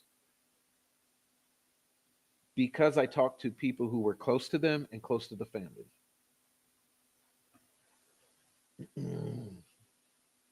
All right.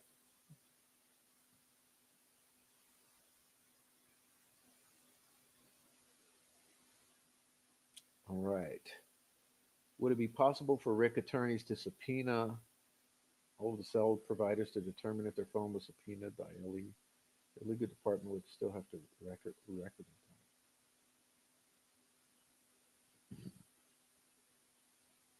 All right, I'm ready to get out of here. Let's see. Wow, so many ones. Oh, yeah.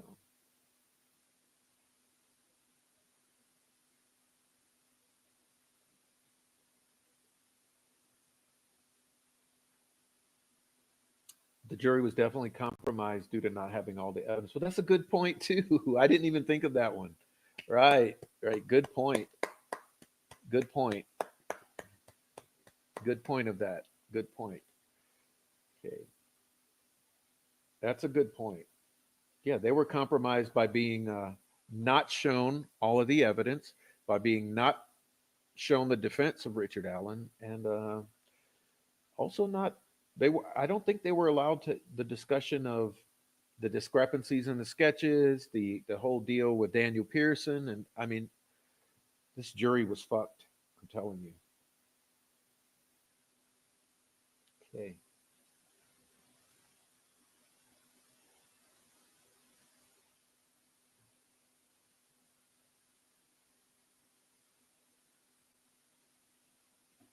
All right, y'all. Thank you so much for being here. Let's see. Wanda Elborn, thank you for the 7.99 super sticker. Thank you. And God bless you. And thank you for supporting the channel. I really do appreciate it. And is that Australian? I don't know what an A means. I don't. But thank you for your super chat. I think that they were told how long they had to deliberate for 19 hours, and they didn't push through and stayed late any of the days. That's why they did not. I see. I see. Thank you, Wanda. Thank you, Dead Zombies.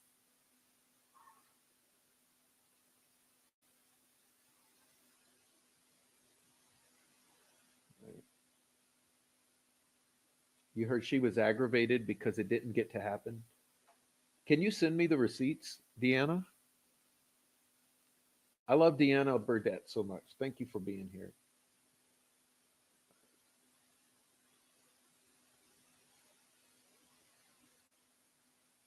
Common sense tells you no way one person did this.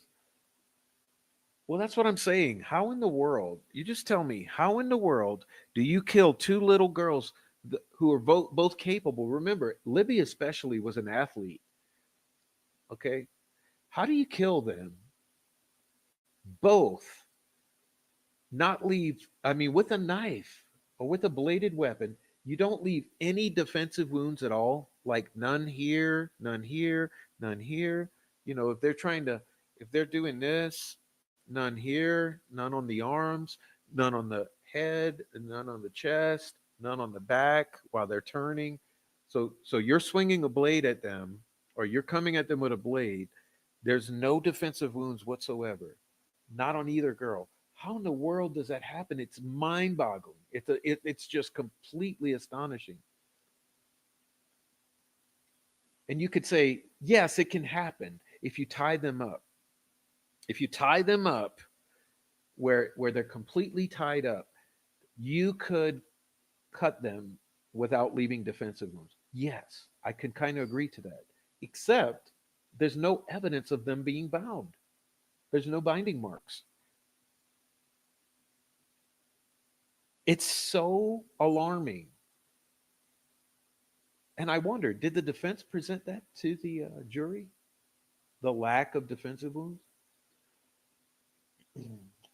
It's just, it's nuts. It's nuts. Oh, were they killed on the 13th? I didn't realize that. I don't know that case well. The cops and courts are corrupt all over this country. Yes, there's no doubt about it.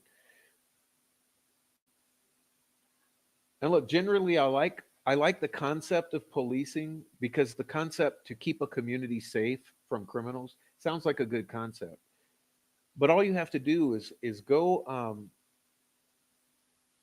watch some of the First Amendment auditors who they go and they just record and film police and interactions, and you'll immediately become alarmed because you'll see how the police don't know the law.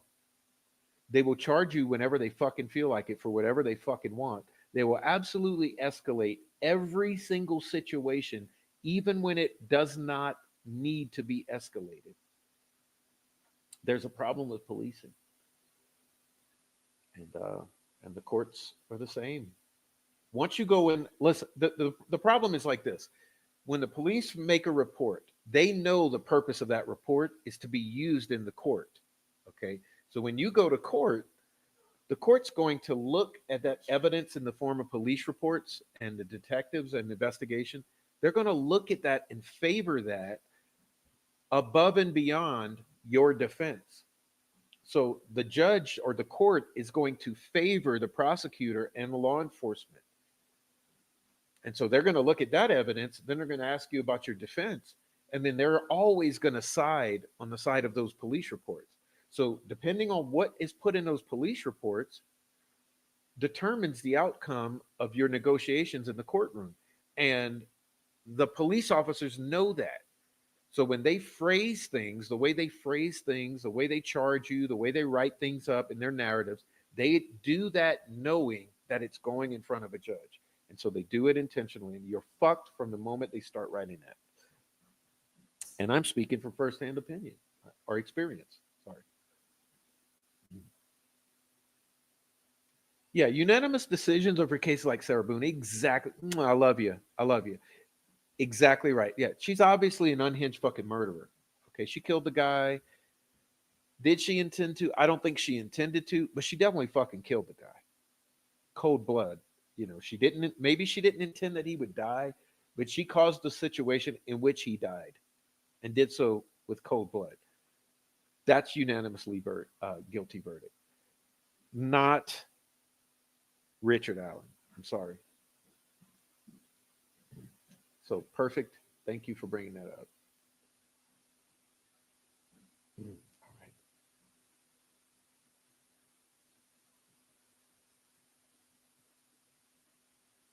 All right.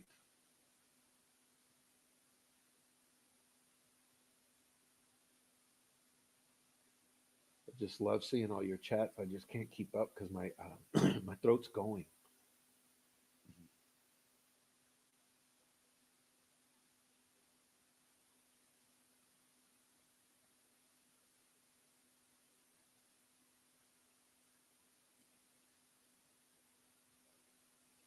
All right.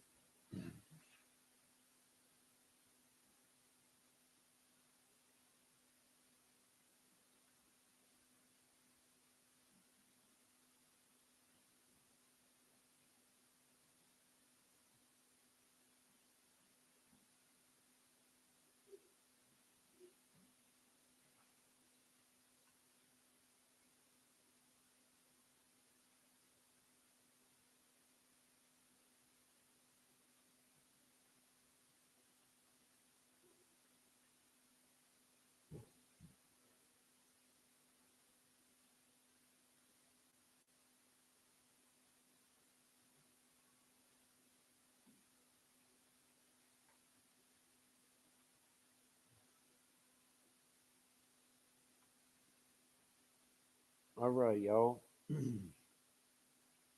Just trying to make sure I get everyone in here. Let's see. Hello, a little sweet and salty. Okay. I can't believe more people's bullshit meters haven't gone on off in this case. Well, you want to lose all hope? Let me make this joke. I'm telling you right now, if you want to lose all hope, go into the Facebook groups. If you go into the Delphi Murders Facebook groups, you will lose all hope in humanity. Because I tell you, that's where all the stupid, retarded old bitches live. So if you want to find them, go into Facebook groups. That's where they all are. Oh, it's bad.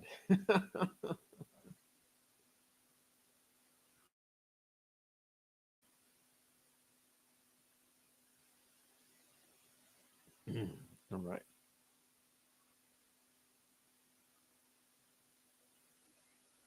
All right. 26 Dead Zombies, $2 super chat. Thank you. You lose all hope. All right. All right. So let me see. Let me just see if I can move on. It's right. Is it right when McClellan showed the pic of Libby totally nude at the crime scene? It has to be an appellate issue. It's never shown in trial to elicit. No, you know it was horrible. That, like I said, the way he did in his closing was unfucking acceptable. He traumatized the jury with those photos to get that guilty. Like the things that went on in this trial were,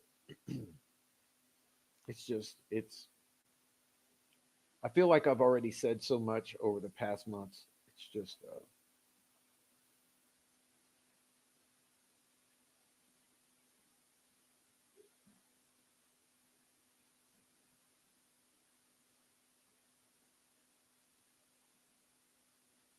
human nature alone would force one to run as the other was being attacked. Yeah, and now they're trying to say that Abby died first. Libby would have gotten the fuck out of there immediately. I mean, this is just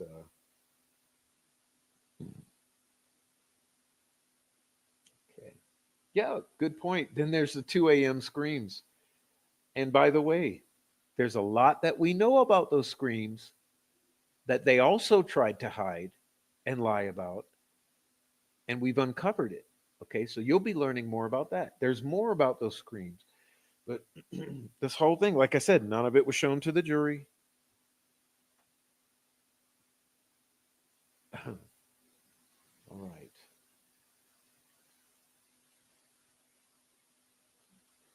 All right. So I want to thank anyone who sent a super chat and a cash app. So I saw someone send a cash app. Thank you so much for the cash app. Appreciate it. And all of the super chats. Thank you, everyone. Jeff Jones, Teresa, Jake Brooks, CAA, Faith Ross, Mino Dino, Wanda, and 26 Dead Zombies.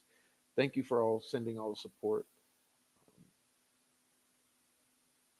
I just wanted to make sure I didn't miss the Cash App senders because of some I often forget to say thank you for the Cash App. I think they were drugged and then killed, but since they didn't do a proper toxicology report, we will never know. Yeah, what about pregnancy tests? Do we ever get those?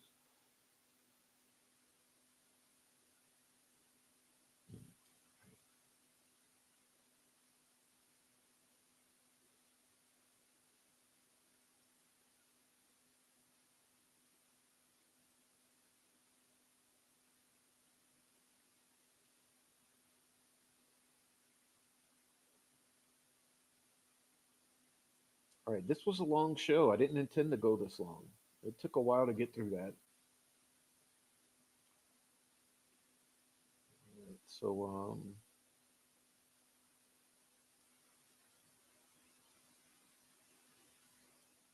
yeah, when I look at the Facebook groups, I lose all faith in humanity. I'm telling you, it's so laughable because when I open the Facebook and I look and I'm like, what, what, what? I tell you what, they're bloodthirsty. They're bloodlusters. Okay, those Facebookers, they're bloodlusters. Richard Allen is 1,000% a baby killer, and so is Kathy Allen, because what they all do is they accuse her of knowing that he was the killer of Abby and Libby. So she's just as bad. And and that he needs to rot and burn in hell for eternity, and he's absolutely guilty. And they all post how Holeman and McClellan and Lesby and Doug Carter and all the people are fucking heroes. And yeah, it's rough. It's rough in those Facebook groups. But it all looks to me like stupid ass old ladies, like for real, that they've never thought a thought or critically thought about anything in their lives. They want it to be easy. They want it to be convenient. And Richard Allen Bridge Guy is convenient, and Bridge Guy is killer is convenient, and some sexual motive. Although Anthony Shots lured the girls out there, but he doesn't end up even getting there. It's all convenient. Case wrapped up, put a bow on it, and the community get back to normal, and God bless the patties. It's convenient. All right. Whew.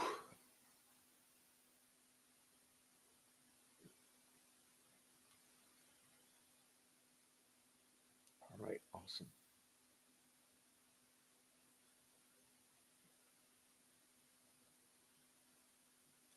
Well, guys, check out the community pages on both channels too. Community pages. I've been making some posts, and I have more to make. I just have not had time to get them up, but I got some more community posts on the way coming up, and again, I hope to see you guys soon. I have some good shows in the works. It's just been difficult coordinating with people who are guests, and it's been difficult getting my presentations together. I have two shows that are forthcoming that will be extended PowerPoint presentations, and I'm just taking my time getting those together, but they're halfway done. So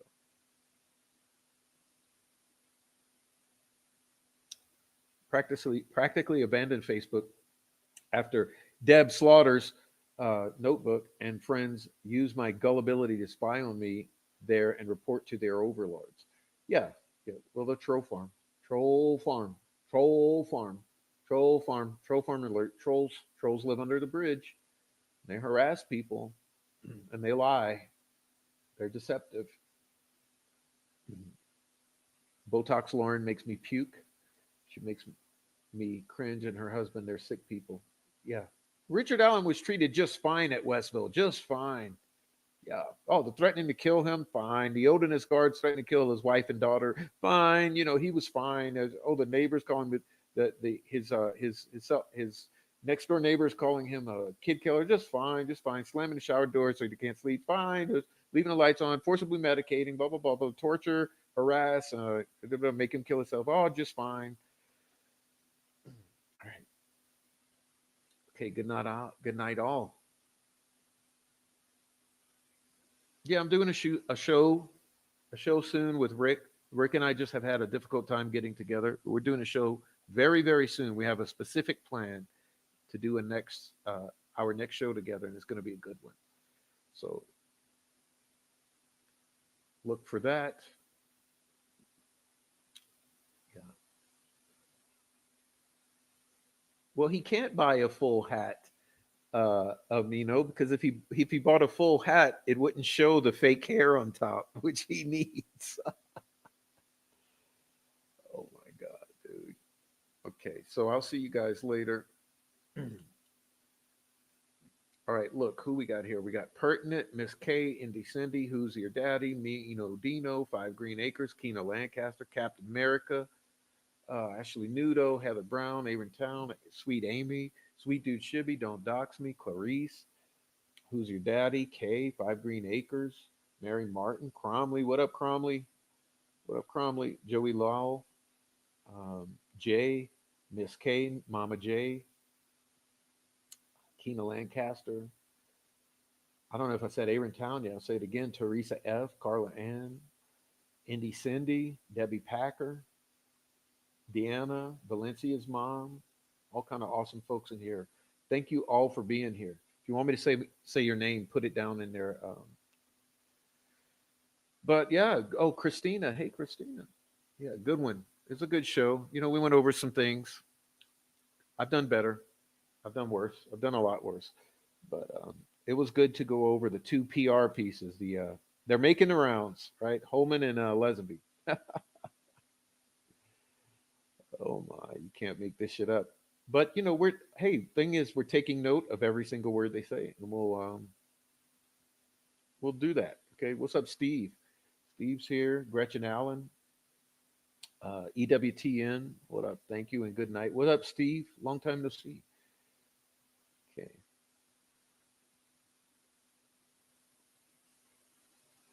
Yeah, that's what I'm saying, Jay. That's what I'm saying. I didn't want to announce it, but that's what I'm hinting at. He approves. Jade Consella, good night.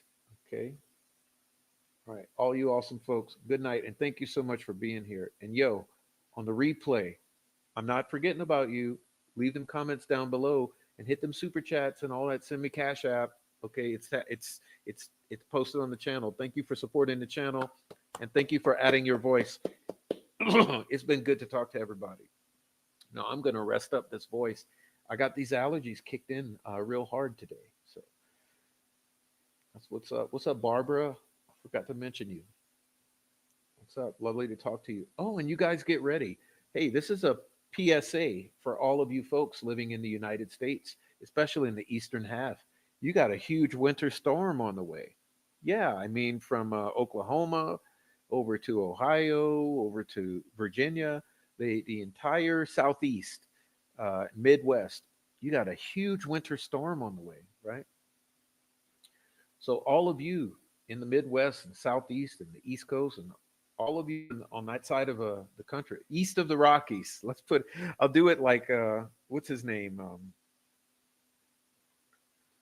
Oh, I can't remember his name.